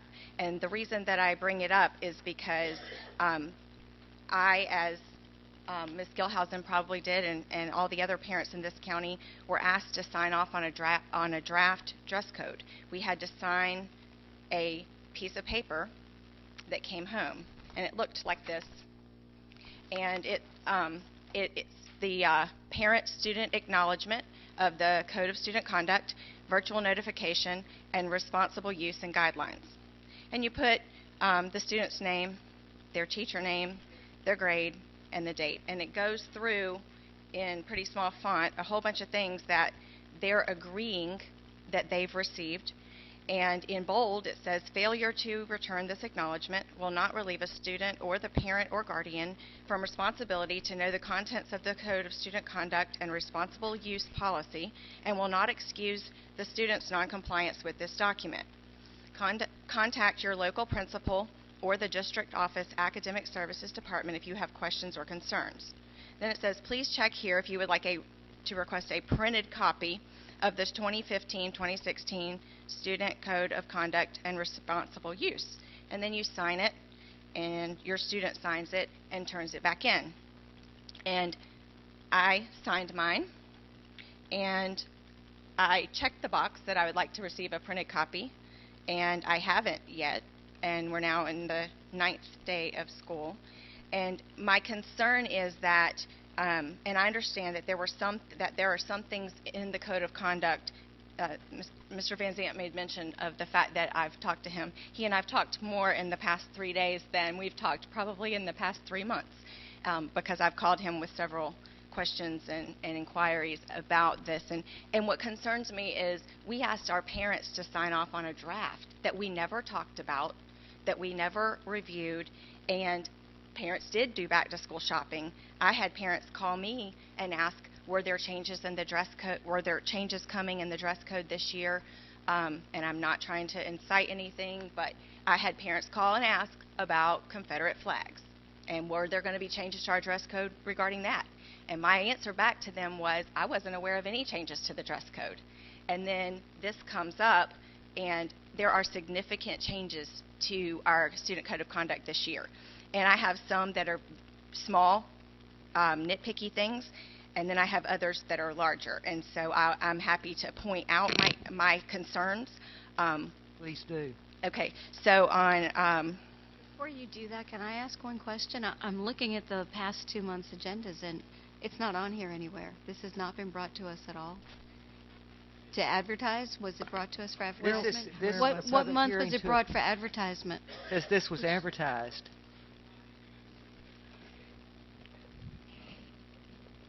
I'm sorry, did you say July 16th? Hold on one second, yeah. July 16th, 2015 meeting. It's consent agenda item C28, and when you click over, it actually has the code of conduct on as an attachment. Okay. So then I got bad information, because when I inquired as to why we weren't seeing it until today, I was told because it wasn't ready. So, and I understand, maybe I voted yes. All I'm saying is, here's my concerns. On the second or third page, the non-discrimination only addresses employees, and it seems out of place in a document that applies to students. It doesn't talk about that we won't discriminate regarding students. It seems like a form thing, so I don't know if that's, I don't know where it belongs, but it seems odd that it's in there, but it doesn't mention students. Not that I think we discriminate, but it seems odd. On page 6, page 7, and page 13, we all say the same. We say a similar sentence, and it says, as students progress in our public schools, it is reasonable to assume that an increase in age and maturity will result in the students assuming greater responsibility for their actions. And my concern is, are we holding students to a higher standard above employees and adults? And I've gotten a number of phone calls. These are not just my concerns, but these are concerns of parents in our communities, where they've pointed out a number of situations where they're aware of student discipline occurring, not necessarily school board type discipline, not discipline that gets to the school board level, not the expulsion level, but discipline at the school levels that is more severe than teachers who get in trouble for the same kinds of things. And I will try to give you an example of that, because I got a phone call from a parent that was not involved in this situation, but I've had several like it. But there has been in the past few years a group of students in our community who at some point went to some county park, city park, whatever, and smoked marijuana. And the sheriff's deputy caught them, and they were issued citations for misdemeanors. And those would come with a fine and a court date. And one of those group of students happened to be 18. And so when they do the write-up, crime write-ups in the paper, their name was listed. And people at their school saw it and raised it to the level of their administration, and that student was immediately kicked off any sports team they were on, any extracurricular clubs. Basically, your privileges are gone because you got in trouble outside of school. And the concern the concern was, what are we teaching that child? We're teaching that child, you made one mistake that you're going to pay for because you got to go pay for the fine and you got to go to court and all that, and it wasn't in school, but what did that child learn? That child learned, I lose all my privileges, because they're not really a child anymore, they're 18, but we still consider them a child because they're in our schools. Meanwhile, during the past few years, not necessarily, in fact, not since I've been on the board, there was an employee of the school district arrested at some point, somewhere, same kind of thing, marijuana, misdemeanor, and that person's, and I understand that discipline goes with the certain set of circumstances. It's not always cut and dry, but that same employee got 5 days suspension, and I don't know if their name was in the paper or that kind of thing. And what parents have said to me is, and some of that is would be collectively bargained as far as discipline. Some of that is labor laws of the state of Florida, so we're probably bound by that. But I started thinking about, what would I want my child to learn if my child was in that unfortunate situation? And I do not in any way say that I'm condoning use of marijuana or anything that way. But what I'm saying is, would it not have been a more educational opportunity for us to have the student write a term paper on the effects of marijuana on a career, on what career field they want to look at, the health effects. I just can think of so many alternative ways that we don't bind ourselves into. And parents have said to me their concerns are that the code of conduct leads itself to stiffer discipline for our students than for our employees. The dress code is another place that I had concerns. On page 16, the first bullet says something about we will not wear clothing as to expose the body. But my face shows, my legs show if I wear shorts. I mean, I think that's supposed to be the midriff, but then it talks about the midriff later in the sentence, so it feels like it's not clear. Then on page 17, there's a bullet that talks about sleepwear will not be worn at any time. And yet in our elementary schools, we have pajama days and we watch movies and drink hot chocolate, which I think is great. I'm not saying that we shouldn't do that. But I don't want us to write something into our policy and our dress code that you can be disciplined for if we're not going to follow it. It also says something about cheer shorts being inappropriate. I think all of our high schools have cheerleaders, and they wear cheer shorts to practice. So they're on school board property. I just have some concerns about, are we boxing ourselves in? And I understand that a lot of work went into this, and I'm not trying to be overly insulting, and I know it's coming out that way, but it's just concerning to me that we would approve a policy that we that immediately good students like the one who spoke to us tonight could be in violation of. It also talks about no muscle shirts. So based on what Ms. Segredo said with the girls and the sleeve that comes to here, they can show that part of their arm, but a boy can't. And I don't know that that's really the intent either. And then the only other thing that I would point out is that on page 15, we use a phone number without an area code. And I happen to live in a community that doesn't have the same area code as the rest of the county. And lots of people have cell phones. And it may seem like that's nitpicky, but in the 21st century, when people take their phone numbers with them wherever they've lived, we should give them the ability to make the right phone calls. And the reason all of that's important to me is because this is what happens on the first day of school. And I didn't just ask students at my children's school. I asked students at a lot of schools. And here's what happened. The first day of school, they went to their homeroom class, or their teacher took like 20 minutes and said, here's the school rules, and went over basic ones and said, if your parents want to see the whole code of conduct and the whole student handbook, tell them they need to go online. And then these little pieces of paper came home, and all of our parents signed them and sent them back. And I really, truly wonder how many of them really went online and read the whole thing and know what their kids can get in trouble for. Because the bigger issue than all that stuff that I cited is there is a large new section on cyberbullying and the use of online. And there is a paragraph that we signed on here about responsible use guidelines that talks about what students can get in trouble for online. And I think we as a school district have a responsibility to educate our kids on what can get them in trouble online. Excuse me, specifics on what, not just don't do anything you shouldn't do online, but what does cyberbullying really look like? If I call my friend fat on her Facebook page, is that cyberbullying? So that's the kind of thing that I think we have a responsibility to teach them. Also, they're signing off that they can be disciplined if they do that kind of thing. And I just don't feel like we did an adequate job of educating our parents and our students on what they have now signed off on.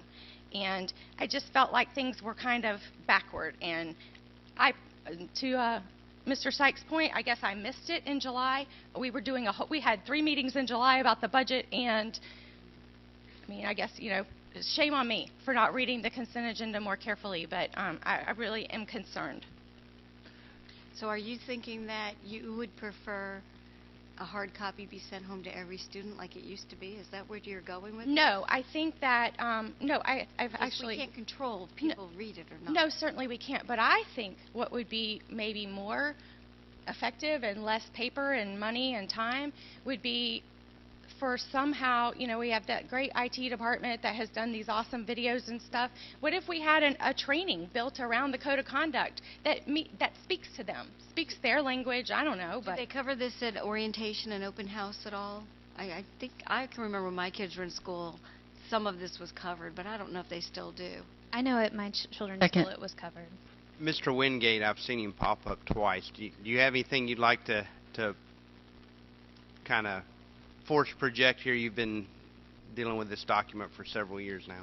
Yeah, just a couple comments, if I may. The dress code, actually, we had a situation at a school last year, you may remember, and that sparked a lot of discussion about the dress code, so our department went back and solicited information from a variety of sources, and that information came back, and so you were presented that dress code last year, and we voted on it and signed off on it. So that is what you see in that document is the same dress code and the consequences for the offenses.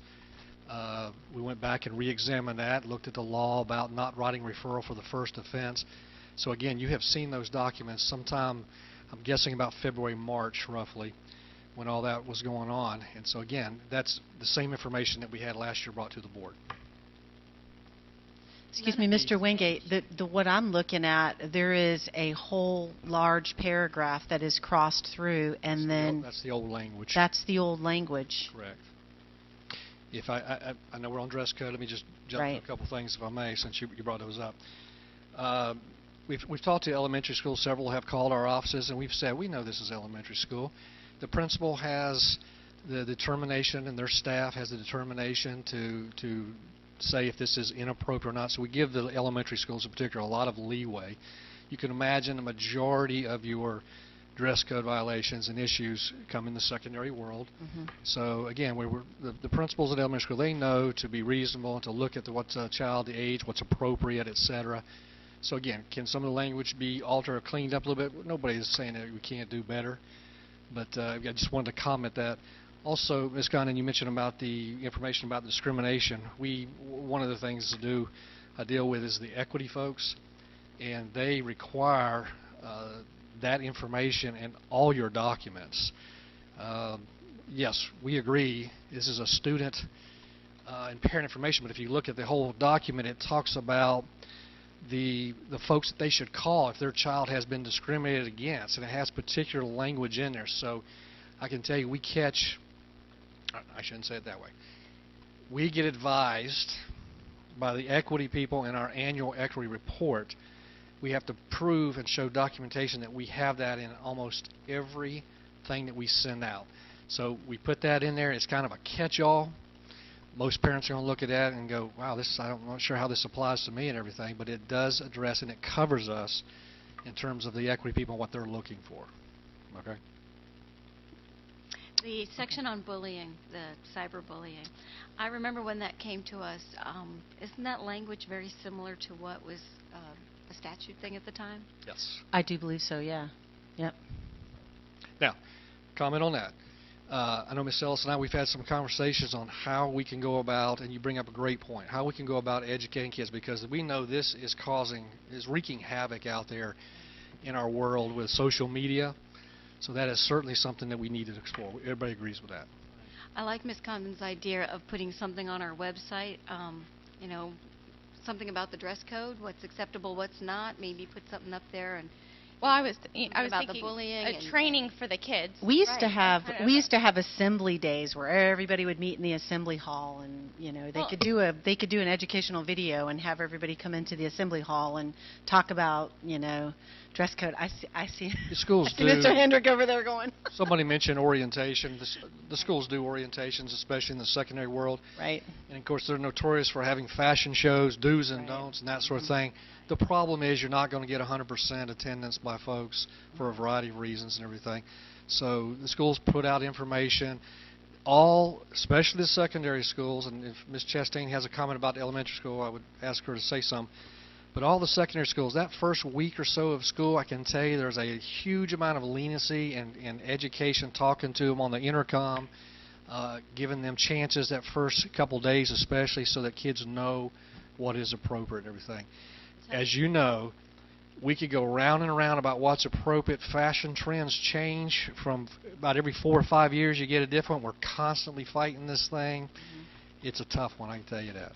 I was sitting at a light, and I won't say which high school I was near, and a young girl was walking, and she had on the shortest skirt I think I've ever seen, and fishnet stockings, and she was coming out of one of our high schools, and I looked and thought, whoa. I know it was the second day of school, but I sure hope somebody was at least addressing that. Well, and I think that that's a problem too, because different people feel differently about things, and what might fly at one school will not be allowed at another. And even though they've got the same code of conduct, it's just the way different people see it. But I was looking back. Mr. Sykes is right. It was on the 16th, I believe. We approved to advertise as submitted. Right. But tonight is to approve as advertised. Correct. So this is the real approval.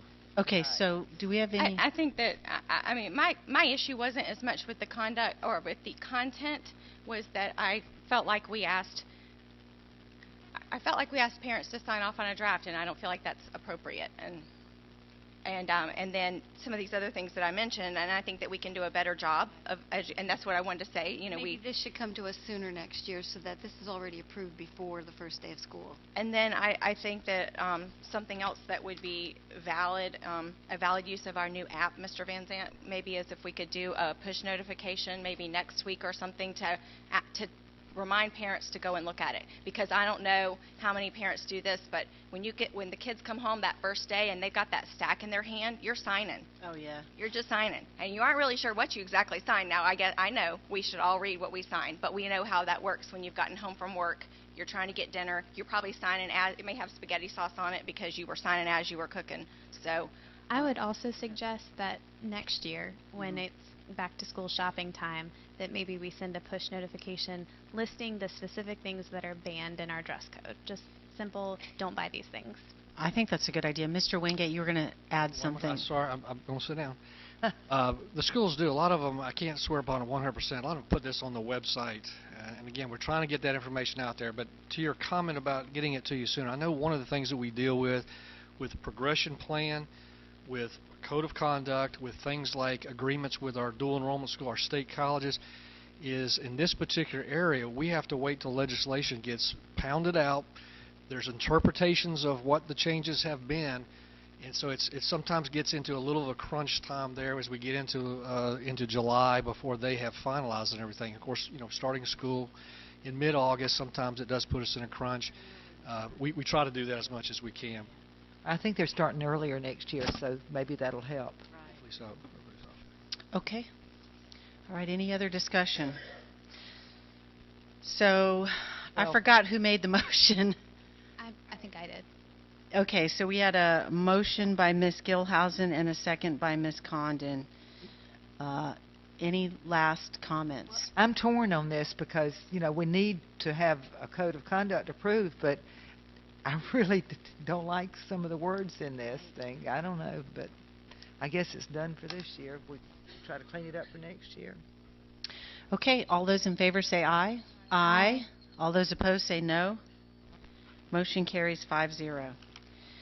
Okay, before we move into presentations for the audience, I'd like to take a quick 10-minute break, please. Right now it's about 12 minutes to 9. If we could just go ahead and all come back at 9 o'clock and we will get the meeting started again. Walk around anyway, get some circulation in our feet. I wonder how many.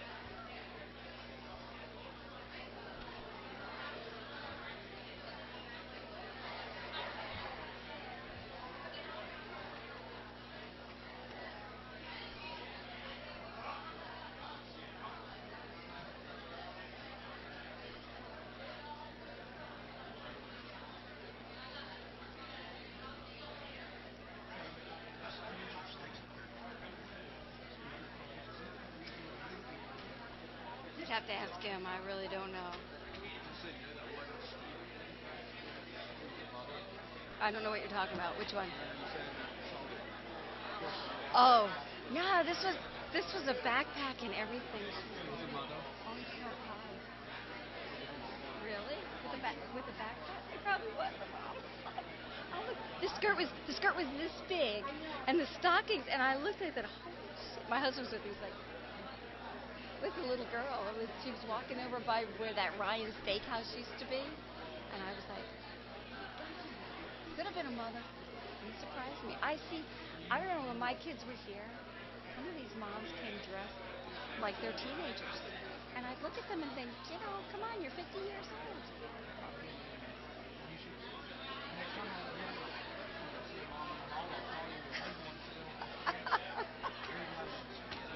my God. What are they thinking? Gosh.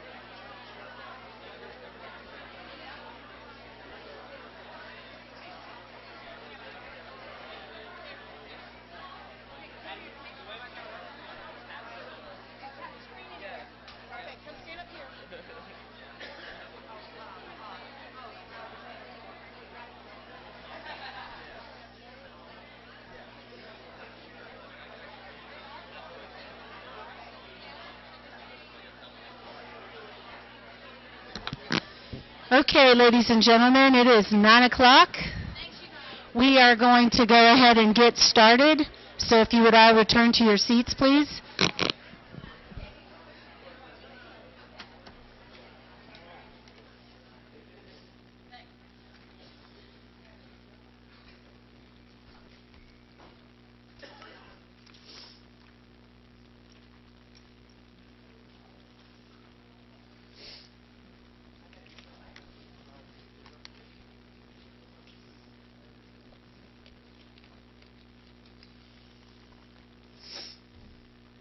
Okay.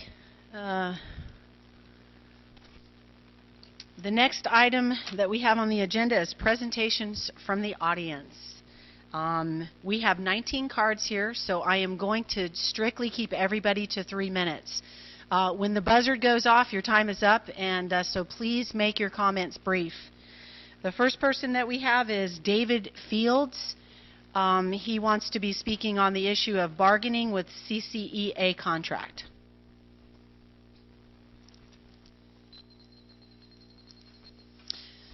Also, just remember, folks, please state your name and address for the record. Good evening. Hi, my name is David Fields. I live at 1320 South Lawrence Boulevard, Keystone Heights, Florida.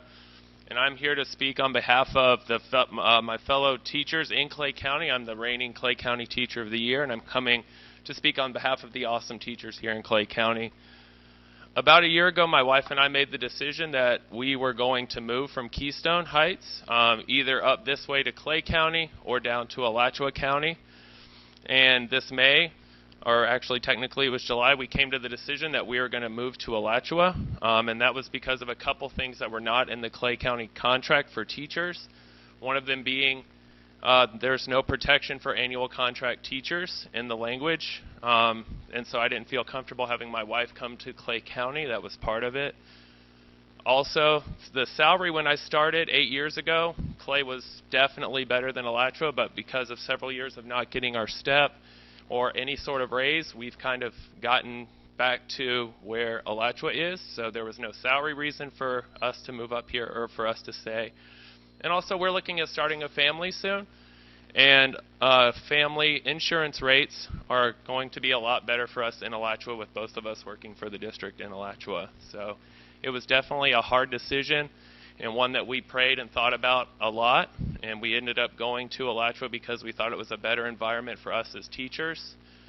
And I know that a lot of this board, there's been a lot of campaigning about bringing family values to Clay County, and I honestly think that if you want to bring family values to Clay County, that you need to take care of your teachers, because the teacher work environment is your children, your students' learning environment, and family values is making sure you take care of teachers. Thank you. Have a good night.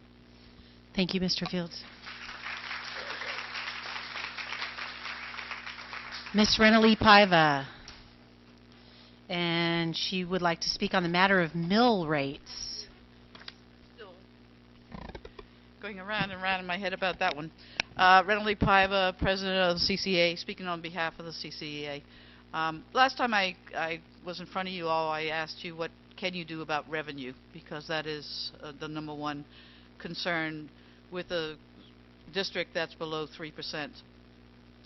Clay has had supplemental levies of $0.25 from 1995 to 2009.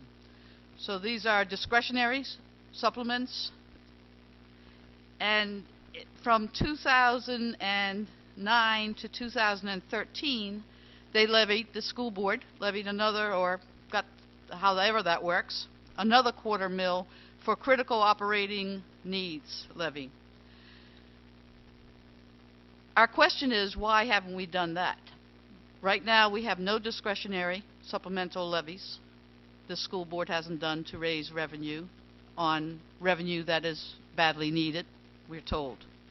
Marion County just did a $0.25 levy, or has one in place right now, to bring back resource teachers to all their elementary schools, art, music, and PE in every school. So they levied a $0.25.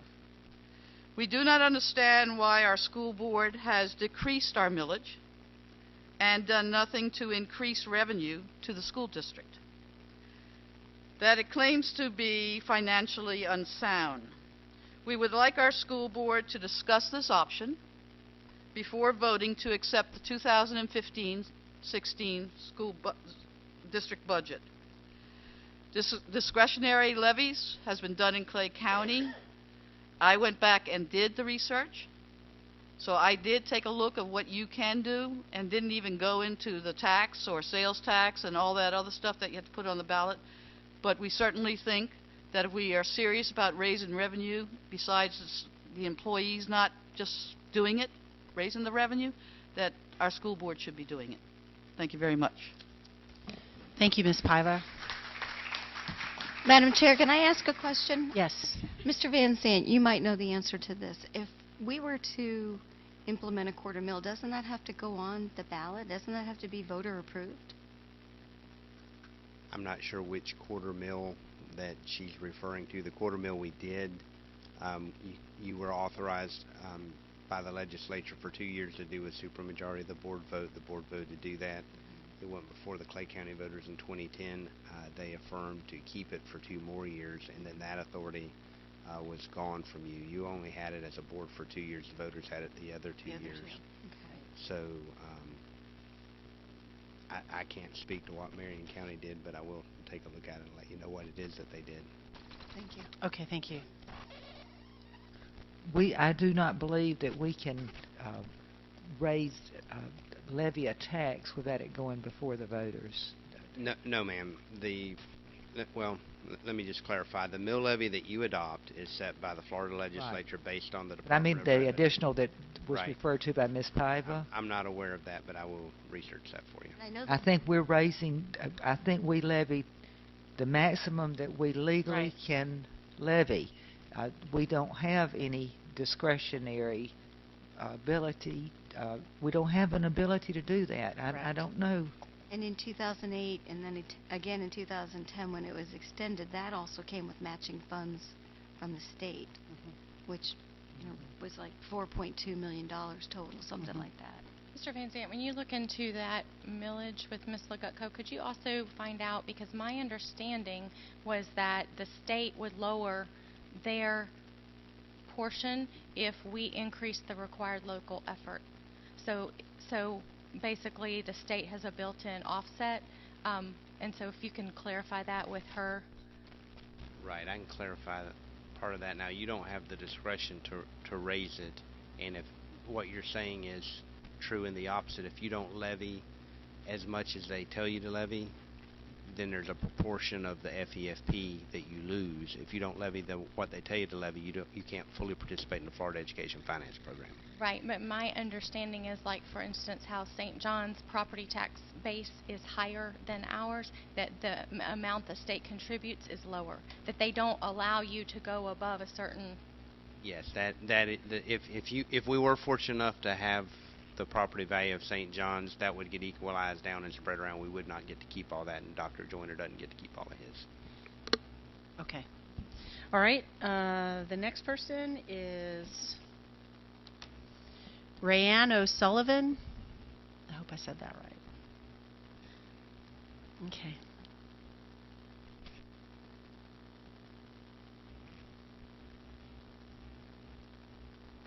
Good evening. I'm Rayanne O'Sullivan, 2879 Birchwood Drive, Orange Park.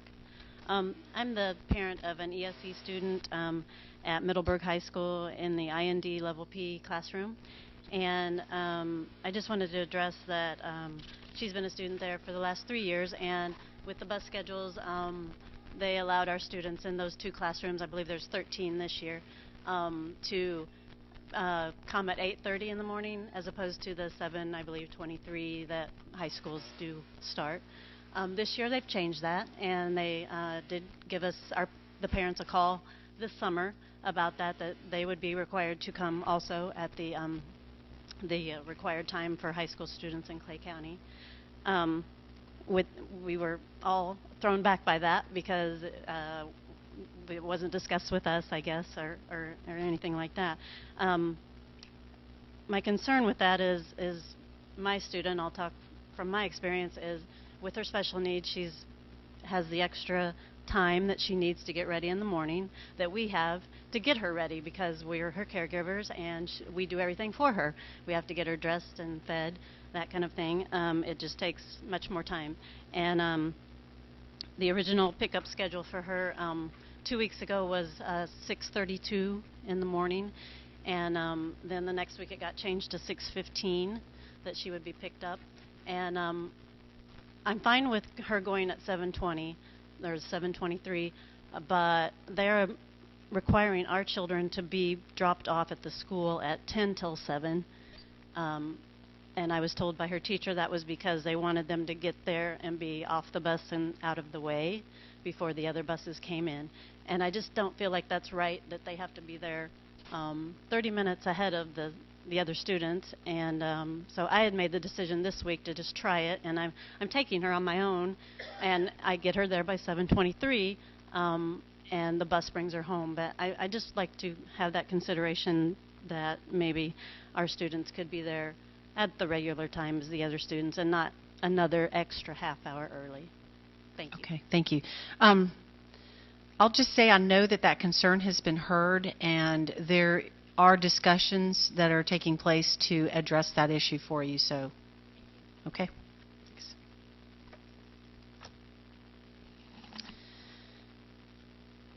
Our next speaker is Jean Sermons. Did I say that right?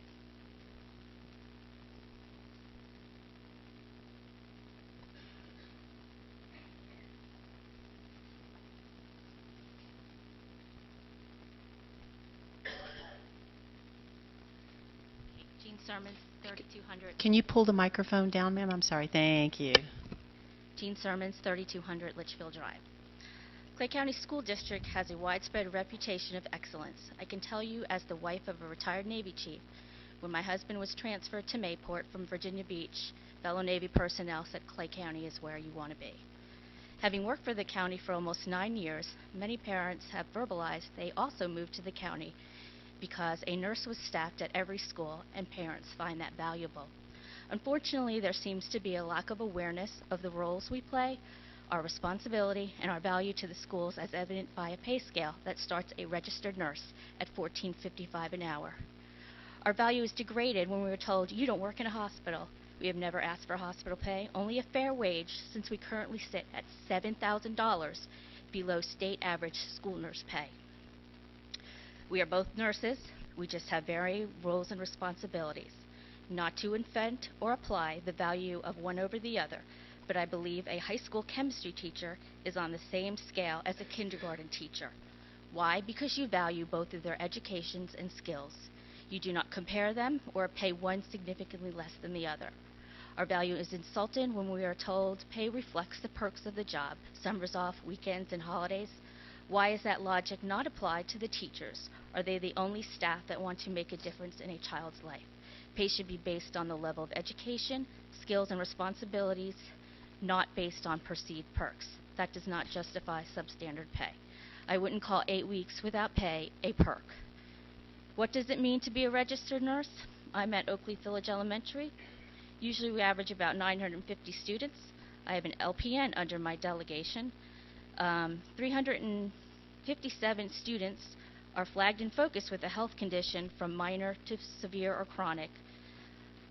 We average about 50 to 60 kids that come through our doors each day with various needs. I have a large staff who also some have medical conditions that count on us to help them as well. I attend IEPs, 504s, write care plans, emergency plans, and provide student-specific training to teachers and staff who are responsible for these medically challenged kids. We provide medication administration teachers to the teachers, which allows them to carry the medication bag on a field trip and give it if needed. This is done under my license. So I don't know if any other jobs in this county put their personal state license on the line as we do. Thank you. Our next speaker is Mr. Keith Nichols.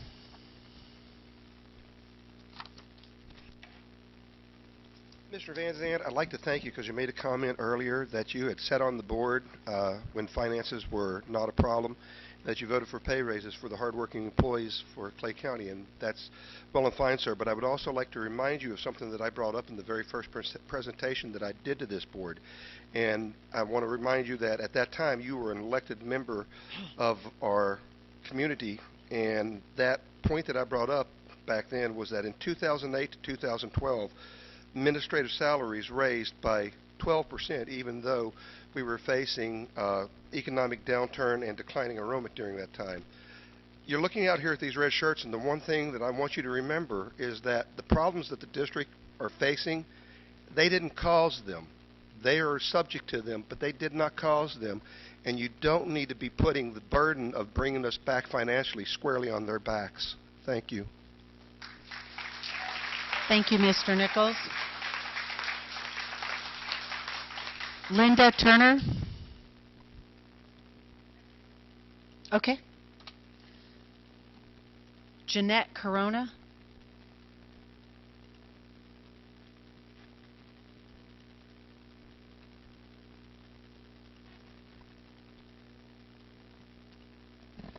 Good evening. My name's Jeanette Corona, 1460 Greenway Place. I'm in my 5th year with Clay County as a teacher assistant. I have a degree in early childhood education and a bachelor's in supervision and management.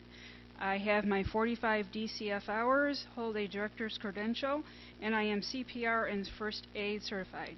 Each day I interact with about 120 students, providing additional instruction. I motivate and enhance learning skills either in a classroom, with the teacher, or on a one-on-one basis, or in a small group setting. The teachers requested a review of their job description several years ago, citing the changes in increased duties, increased educational requirements, and increased certifications, only to be told there was no money to change our pay band to the level it should be. Still, we have continued to do our jobs with the increased responsibilities, and now we are here facing another year with no increase in our salaries, not even a dime added to our salary schedule.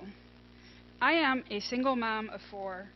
I earn $10.99 an hour with $1 an hour with my degree incentive. I make $11.99 an hour. I have not had a change in pay since I have been with the county. But each year, my health benefits have increased, making my take-home pay much less. My son, in his college, working at a local grocery store, made more money than I did. It is time to make your support employees, those who are working on the front lines, a priority, and ensure they stick around. Otherwise, you may find a much different district in the years to come. Thank you. Thank you.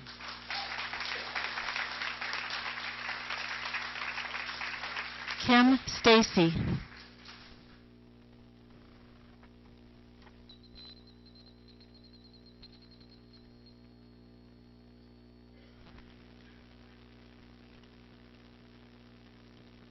Good evening. My name is Kim Stacy. I live at 2248 Stauffer Road, Green Cove Springs. Good evening. Where should I start? I wish I could start out with a thank you to the board members and Mr. Van Zandt for a pay raise, or thank you for coming out to one of the compounds and riding our school bus for an afternoon, or just sticking your head in the door of our bus. That probably is all that needs convincing you that we need to entertain looking into AC units for our buses. Or maybe the suffering on a child's beet red face, their clothes wringing wet with sweat as they exit the bus in the afternoons.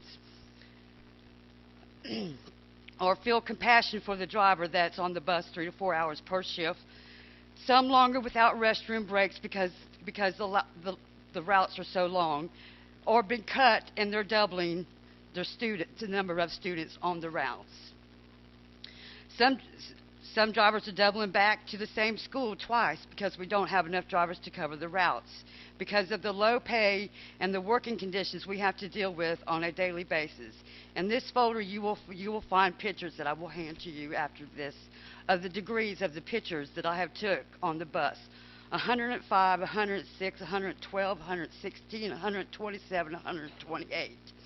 I will leave this folder with you so the pictures yourself can convince you of my invitation to you that I have given to you several times of coming out and riding on a bus in the afternoon in the sweltering heat. I feel like I am committing a crime, making these children ride on such a hot box. The next time your car sits in the hot sun while you're at work or just running errands, just imagine how hot the school bus is at that time. A school bus is 10 times hotter with the windows down than your car is at that moment. Our insurance has raised $60 more pay period, which means right now, instead of being paid twice a month, I'm really only being paid once a month. With what you're thinking to yourself, oh, we pay twice a month. Well, that is the case, but when the insurance comes in, the taxes, the low pay, no raise, no nothing, I'm actually losing a pay period. Looks like my family and I will be eating a lot of beans and potatoes for a long time. At least there are several ways to cook the potatoes. In that said, I ask you again to please listen to us, because you might find yourself without us one day, because we cannot survive like this. We are going to have to move on, and then what are y'all going to do?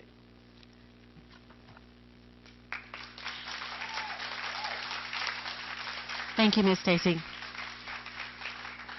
Okay, the next speaker is Teresa Dixon, and then the person after that is Amy Smith. If you want to go ahead and stand on deck, and we'll try to move this.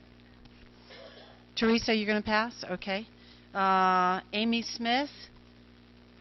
And then the person after that is Elizabeth Brandon. If you want to go ahead and stand in the back. My name is Amy Smith. I live at 687 Barney Road in Green Cove Springs. I have lived in Clay County for 29 years. I have worked for the school board for 3 years. With that being said, I love my kids, I love my schools, and I love my coworkers. What I don't love is the direction that this county is going in. Support staff understand the situation the county is in, and we understand how hard it is to continue achieving the high standards Clay County has reached, and we want that to continue. However, Clay County schools did not reach that high standard without the dedication that support staff put into their jobs. We have custodians who spend their own money on cleaning supplies and bus drivers who get on their buses and drive for 5 hours nonstop. They will pee in a bucket or a cup because they don't have time to stop in between routes to even go to the bathroom. That's called dedication and advisory. But these employees cannot continue to do their jobs efficiently when they are having to give their salary back to the county for insurance because their income is below poverty level. I know of several support employees who get their pay stubs and find they did not even earn enough to cover the cost of their medical insurance. I, myself, have 2 kids that I have to take my entire paycheck to support. One of them has disabilities, and that attends Clay County schools. That takes all of my paycheck. And this cannot continue. Employees cannot do their job if they have to worry about whether they will have lights when they get home. Clay County support staff should not have to live below poverty level when other Clay County employees have received cost of living increases and we have not. Support employees cannot keep holding up the schools, and especially the students, when you keep kicking our feet out from underneath us. Thank you. Thank you. Miss Brandon, and then the next person is Amanda Vanden Abeli. I'm sorry. Is she here? Okay, you can go ahead and take a spot behind. Go ahead. Good evening. Good evening. My name is Elizabeth Brandon. The address is 6111 Island Forest Drive.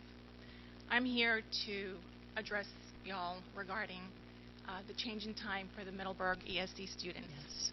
I'm a parent of one. And I was just disheartened that decisions were made regarding my son without my input, without my thoughts. How is this going to impact your child? How is this going to impact your family?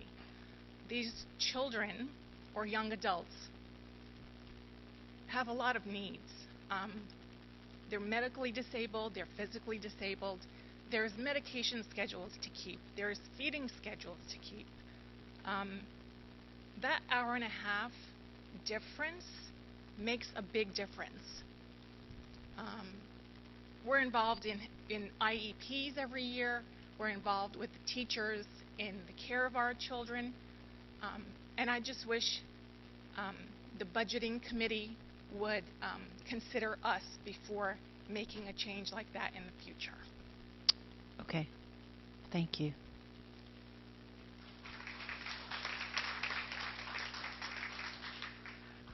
The Madam next Chairman, person. may I ask a question? Yes. Was this done to reduce the number of routes? To try to... I will say this. I will say that that concern has been brought up, and it is right now being discussed, and they are going to address it. Right. So I don't want anybody to think that it's not being addressed. It is. Okay. That's all I wanted to know. Yep. Are they looking at changing the start time back for these students? Is that part of it? Ms. Cornegay, would you like to speak to that, Mr. Van Zandt? Yep.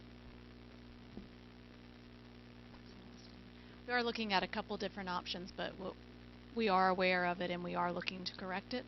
So we've got a couple of different things that we're considering, and we certainly want to talk to the families to get their input before making any final decision on that. So we intend to do that here very shortly. Would you please keep the school board in the loop on that? I know we've all gotten several emails from these parents, and when they call us, we'd like to know what the conversation is that's going on in the district.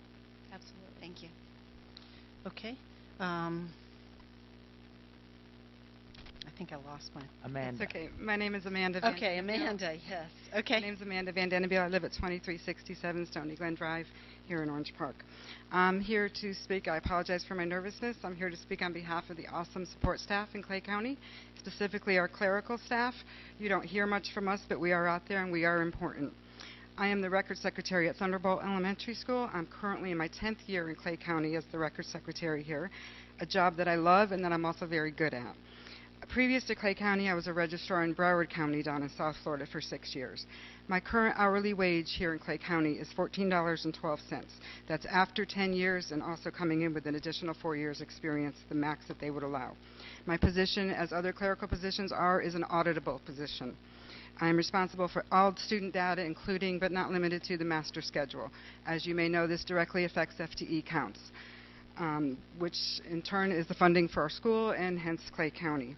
Again, $14 an hour after 10 years experience in this job. I would also like you to know that when I came to Clay County 10 years ago, I took a $9,000 pay cut for the same position. I thought I would have time to make up that or maybe get close to it, but that has not happened. Doesn't look like it's going to happen ever. It is very frustrating that our support staff, year after year, salary just stays status quo and nobody seems to care. What I really want the board to know is that every secretary that I work with, every classroom assistant, custodial worker, cafeteria worker that I directly work with in my school are hardworking, dedicated, and knowledgeable people. With our current pay scale at or below the poverty level, Clay County will not be able to keep this capable staff. When, not if, this happens, you will lose the dedicated, skilled support staff that you now have, and instead you will earn the employees this pay scale warrants. How will that affect our schools and our children? Please consider this when showing your appreciation and respect for our support staff. Thank you and good evening. Okay, thank you. We next have Rebecca Smith, and then behind Rebecca Smith we have Karen O'Keefe.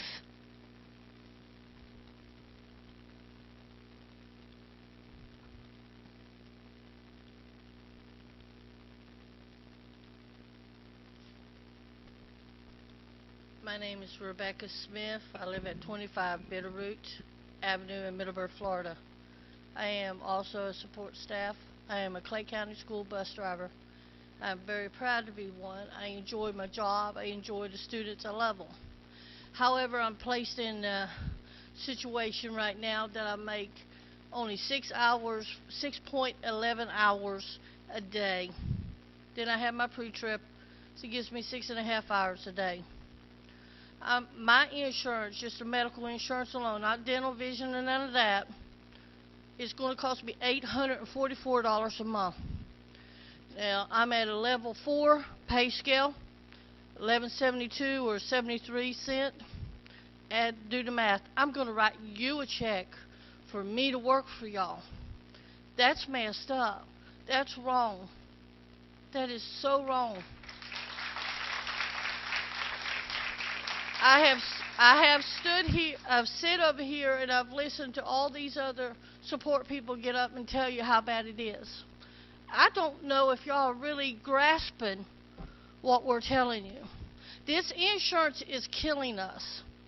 We need to have a bid war, about 3 or 4 insurance companies bidding to get our business. And they need to be reasonable about this.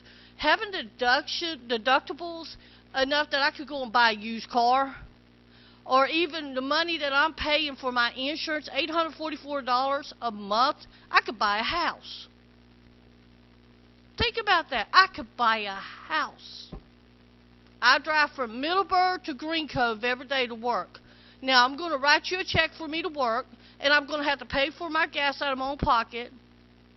You know, honestly, I'm starting to feel like I got stupid written across my forehead. You know, this has got to stop. The madness needs to stop. I know you say we ain't got money, we ain't got money, we ain't got money, we ain't got money. We have heard that how many years? We ain't got money, but yet new jobs are getting allocated, people are getting raises, and we're still down the hole. Now, I am very passionate about this, and I'm not trying to be disrespectful to y'all, but I feel disrespected. Everyone out here is feeling disrespected right now. Look at these, look at the faces. These are the people that work for y'all. You got to do better. I'm just saying you need to do better. I mean, shame on y'all. I mean, you need to do better. Miss O'Keefe. Karen O'Keefe. And then behind Miss O'Keefe is James Otto. I'm Karen O'Keefe, and I live at 4575 Castlewood Court. And I'm here about 3 different issues. One is our pay raise, one is our heated on this bus, and the other one is really not to speak on anymore. But our drivers that are contracted, that do not get 6 hours a day, have to now, cannot be on standby, have to go in and clean buses in 102 degrees at 10:30 at 9:40 in the morning to get their 6 hours. If they do not do this, they now have to sign a leave form and do not get paid, and that goes against their perfect attendance. In the afternoon, they have to go into a 120 degrees bus that has been sitting all day with the windows up, and if you're washing windows, guess what? Those windows don't go down so you can get air in there. You have drivers that are getting sick every day from this. Every day.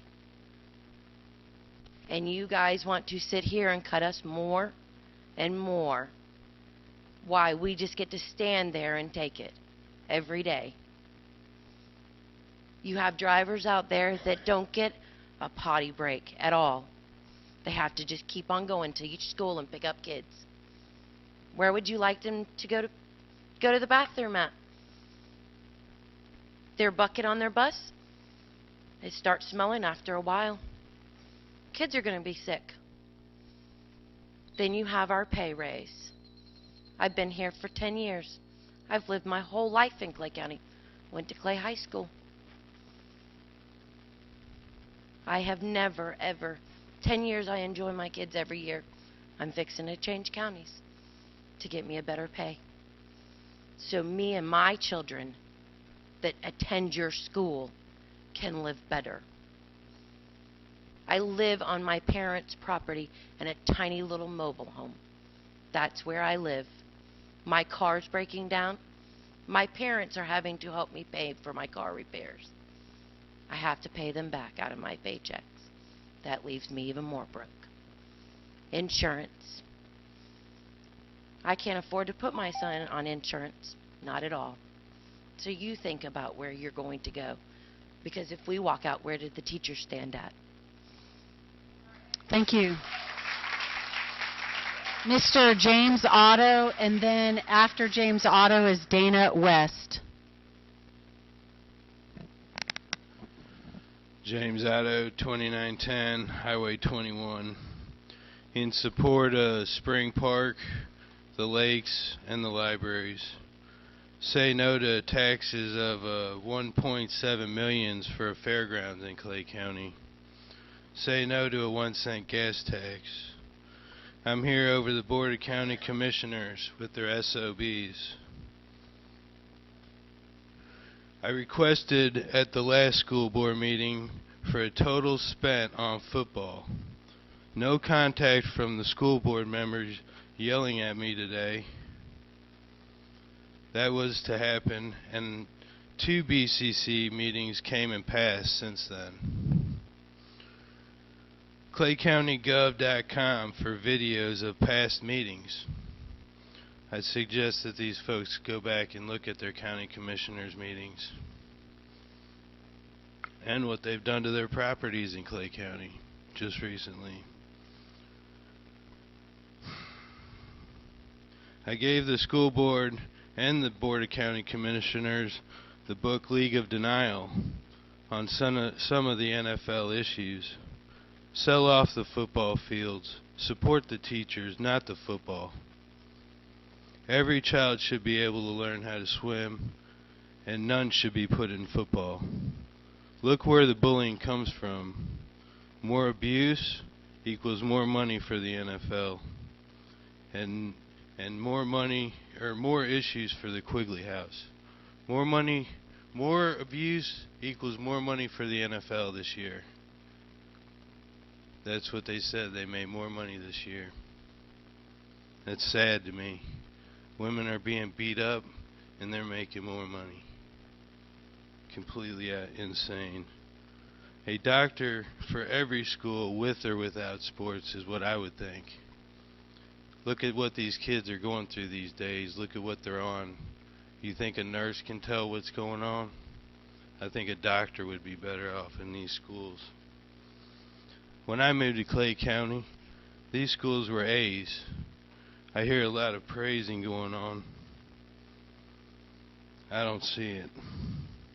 The BCC needs to go to full impact fees, not partial impact fees.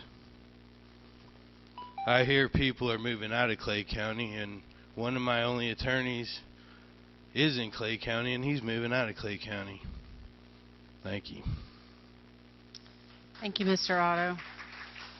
Dana West, and then after Dana West is Pamela Collins.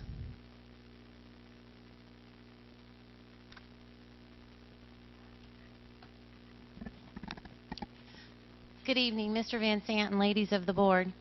My name is Dana West. I live at 1533 Shelter Cove Drive, Fleming Island, Florida. I am the ESE nurse at Fleming Island Elementary School. I spoke with you in December related to the poor pay for Clay County school nurses and the lack of fair compensation that this board has given us. At that time, you all stated that you would have a workshop, that you would come together and have a committee meeting and discuss what we presented to you. We presented to you many facts and figures. All of them were true. All of them were honest. We have an increasingly complex group of students in Clay County. If I could give you my own personal statistics, I have 4 diabetics at my school.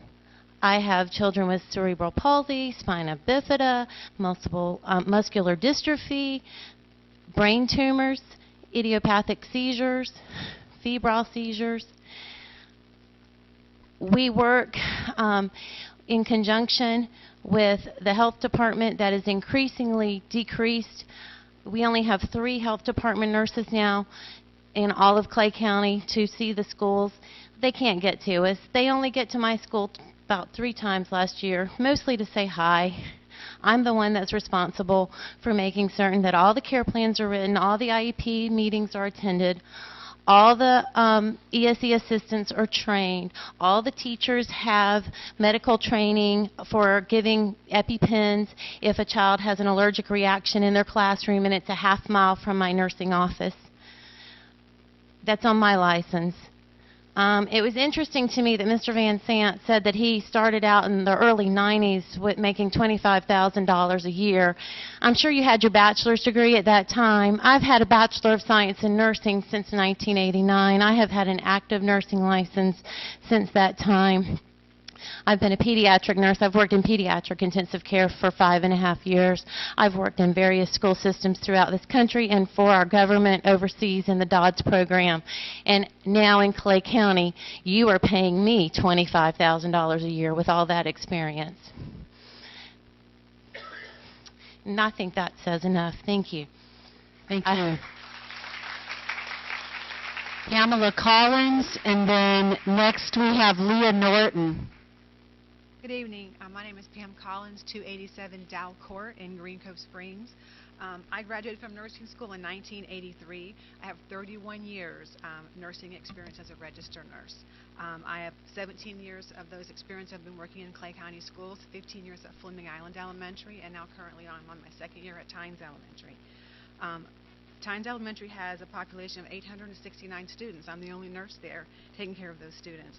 Of that 869 students, 88 parents report that their students have health conditions such as diabetes, asthma, food allergies, seizures, and cardiac conditions. That's 10% of my student population. With known illnesses, known potentially life-threatening illnesses. And honestly, to me, those are the good ones because I know about them. I have some knowledge and I have hopefully a medication and I have a care plan in place. But there's the other 90% population that walk into my clinic that I honestly have no clue what I'm getting. I had a 4-year-old student to my clinic last year come in with just coughing, called the mom to come pick him up, and he ended up in a full-blown asthmatic attack and had to have him rescued to the nearest hospital to my school. I mean, we have life-threatening illnesses that come into our school. We have students that couldn't attend school if we didn't have nurses in our school, in our county.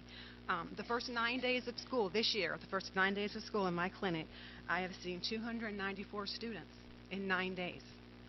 153 parent contacts. Those include calls, visits, and calls, visits, and phone calls to parents coming, phone calls, and sending letters home. I have done so far 25 emergency medical plans that are required by the State Health Department and the Department of Education. And that's only 25. I'm going to have another several more that I still have to do, and I have more that will be coming in because of the illnesses that I have of my 88 parents up there.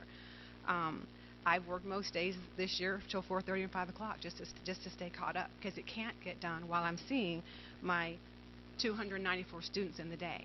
I work 6.5 hours on my own time at my school on Sunday because I have to stay on top of who I have coming into my school. I have to know who I have there. We take pride in the fact that we are just one of the few counties in the state of Florida to have nurses. I'm proud of that. I love my job. I've been doing this for a long time. But I think it's time to truly support the effort by compensating nurses for the professionals that we are.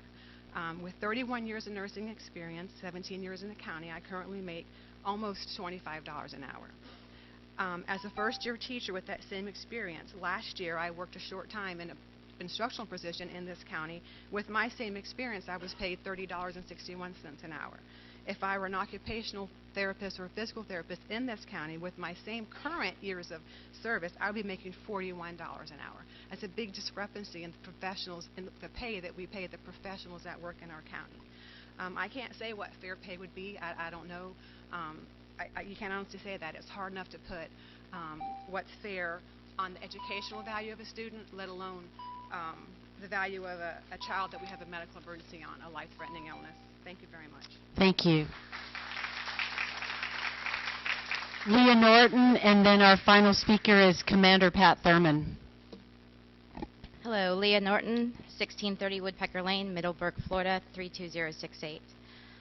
I was really impressed by the news clips that I saw. I feel proud to work for a county in which They are saying that it is the best shape that it's ever been in since, well, I guess just the best, sorry, I'm a little bit nervous, the best shape it's ever been in.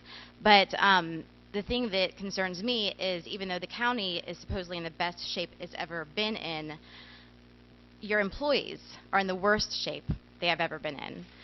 So, speaking on behalf of the teachers, we are 3 steps behind in pay, as you know, and we have incurred all of the additional costs for insurance. Our costs have nearly doubled, and we are paying for all of it.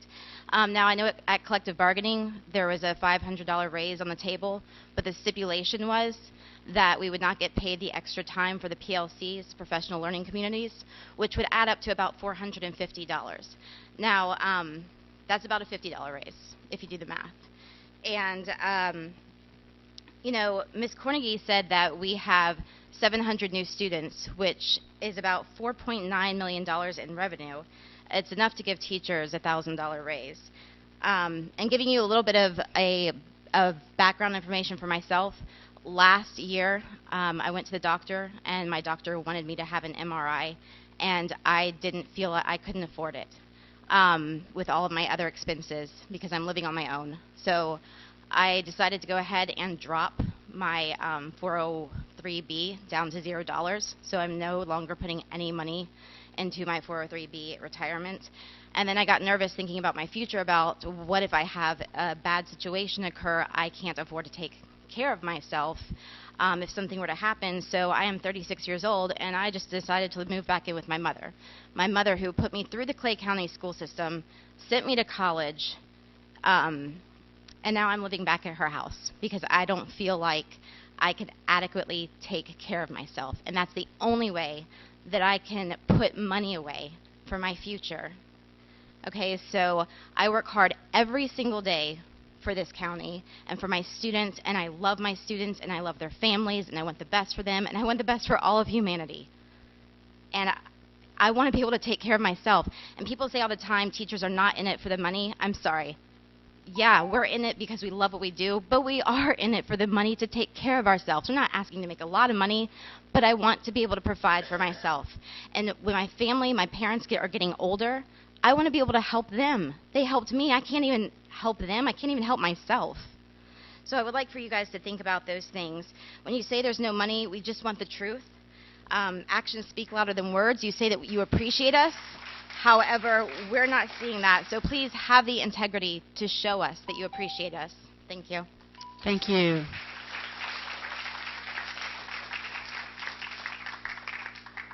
Commander Thurman.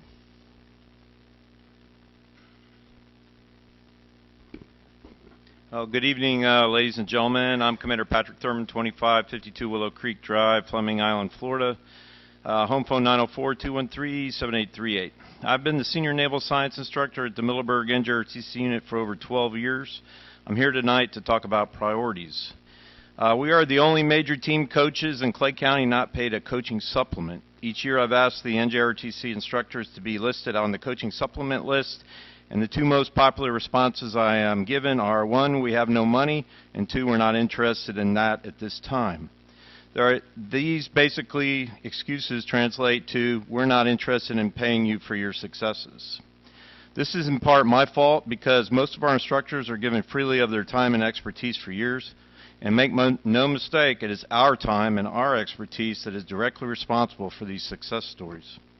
In just the last 5 years, Middleburg NJRTC unit has finished top 3 at the State Academic Drill and Athletic Championship, including winning it all twice, with our academic team finishing in 5th place in the nation. That's Middleburg, in the nation. And 2nd place in the nation's unarmed exhibition drill team. Not including the 13,000 community service hours provided and the $3 million in student scholarships earned. If you had one set of coaching supplements to give out based solely on merit, the NJRTC instructors should be at the head of the line. No other team or club can match our successes. I'm aware of the budget shortfalls, of course. I worked with large budgets at the Pentagon and as a lead pilot for the Chief of Naval Operations on the Joint Chiefs of Staff. Our total supplement spread out over 10 instructors is basically chump change and could be easily cut out of any number of budget lines. It all depends on your priorities. All it would take is a leader to stand up and make it a priority. Without a coaching supplement, virtually every competition victory, every community service hour, every scholarship dollar is on the backs of the NJRTC instructors. No one should be made to feel like they must work every night and weekend for free without compensation. With the start of the next school year, if no NJRTC negotiated supplement is in place, I'm going to fall back to my normally contracted hours. I'm going to give the cadets and my job 100% effort right up until 2:30 when I'm going to go home. When the cadets and the parents ask why I don't work 11-hour days anymore, or don't work on the weekends, or don't put in my 1,000 hours of annual overtime, my response is going to be, the Clay County School District does not see their NJRTC competition and community service success story as a priority worth investing in. I'm still holding out for a hope that this august group will make the NJRTC cadets and instructors a priority. And I apologize to the support members for taking up your time tonight. I'm fully behind you. Okay? Thank you very much. Thank you, Commander Thurman. Okay, that's it for our presentations from the audience. Superintendent requests. I don't have anything else for you. School board requests. Want me to start? I'd like to thank everyone who came and to speak to us tonight. You brought forth a lot of diverse issues and things that we definitely wanted to hear, and we appreciate your time and the nervousness to come up and speak in front of people. The only thing that I wanted to say is that I learned something today. I don't know if she's here, but or yesterday I had a conversation with Lana Racine Hafner, who is our principal for Clay Virtual School, and so I just wanted to tell you what I learned so that you can get the word out and clear up some questions and concerns that we should be telling our parents about Clay Virtual, not concerns about Clay Virtual, but about the process. Because I had a number of parents call me and say, how do you sign up? And I thought you sign up through Clay Virtual on One Clay website. And so here's what I learned, and the truth is that there's a brochure that's available, and maybe we can send it out, put it out, you know, more available on the website. But you go to the Florida Virtual School website to sign up, but then it directs you through Clay Virtual because they are a franchise of Florida Virtual. But we really need to direct our students that are taking those online classes to go through Clay Virtual. What she told me, which made me very proud, is that we, through Clay Virtual, offer every class that Florida Virtual offers, with the exception of Latin, Chinese, and a couple of the technical computer classes. So unless a student is taking those, we should be able to keep those FTE dollars in our county, which should be able to help the budget. So if you have questions, Lana is available through email and through phone call, as well as her staff, and I found them to be very helpful. But I know that, well, I called her because I had my child, he had signed up for his online class, and that required online class to graduate, and I said, no, you're not taking a Florida Virtual. And he said, Mom, this is the way you do it. So I called to get the real information, but we're signed up through Clay Virtual, and hopefully you can get your students and get the word out so that we can keep those FTE dollars. That's all. Ms. Kirkus? Yeah, I have some questions about, we had a workshop on hiring a new attorney, and I wanted to know, have we put an ad together? Have we selected dates to run it? What the process is? How far into it are we? I had some suggestions for it, and so I'd like an update on that. If we've gotten that far. I mean, I know we're at the start of the school year, so we may not have gotten to it, which is fine. Okay. Well, Mr. Brodsky, do you care to give an update, or do we need to prep when I didn't have anything together? We're in the process of putting that ad together. We understood the board wants a $90,000 cap to include all legal fees, which would include the paralegal. In addition to that, we'll form that advertisement. We'll go ahead and we'll put it out to the two organizations stipulated. So that'll occur shortly. And can we see that, though? I think we all wanted to see it before you put it out. Certainly. Great. I had some suggestions. I think that it should run for probably 30 days, but I'm not sure what the normal required time or anything would be.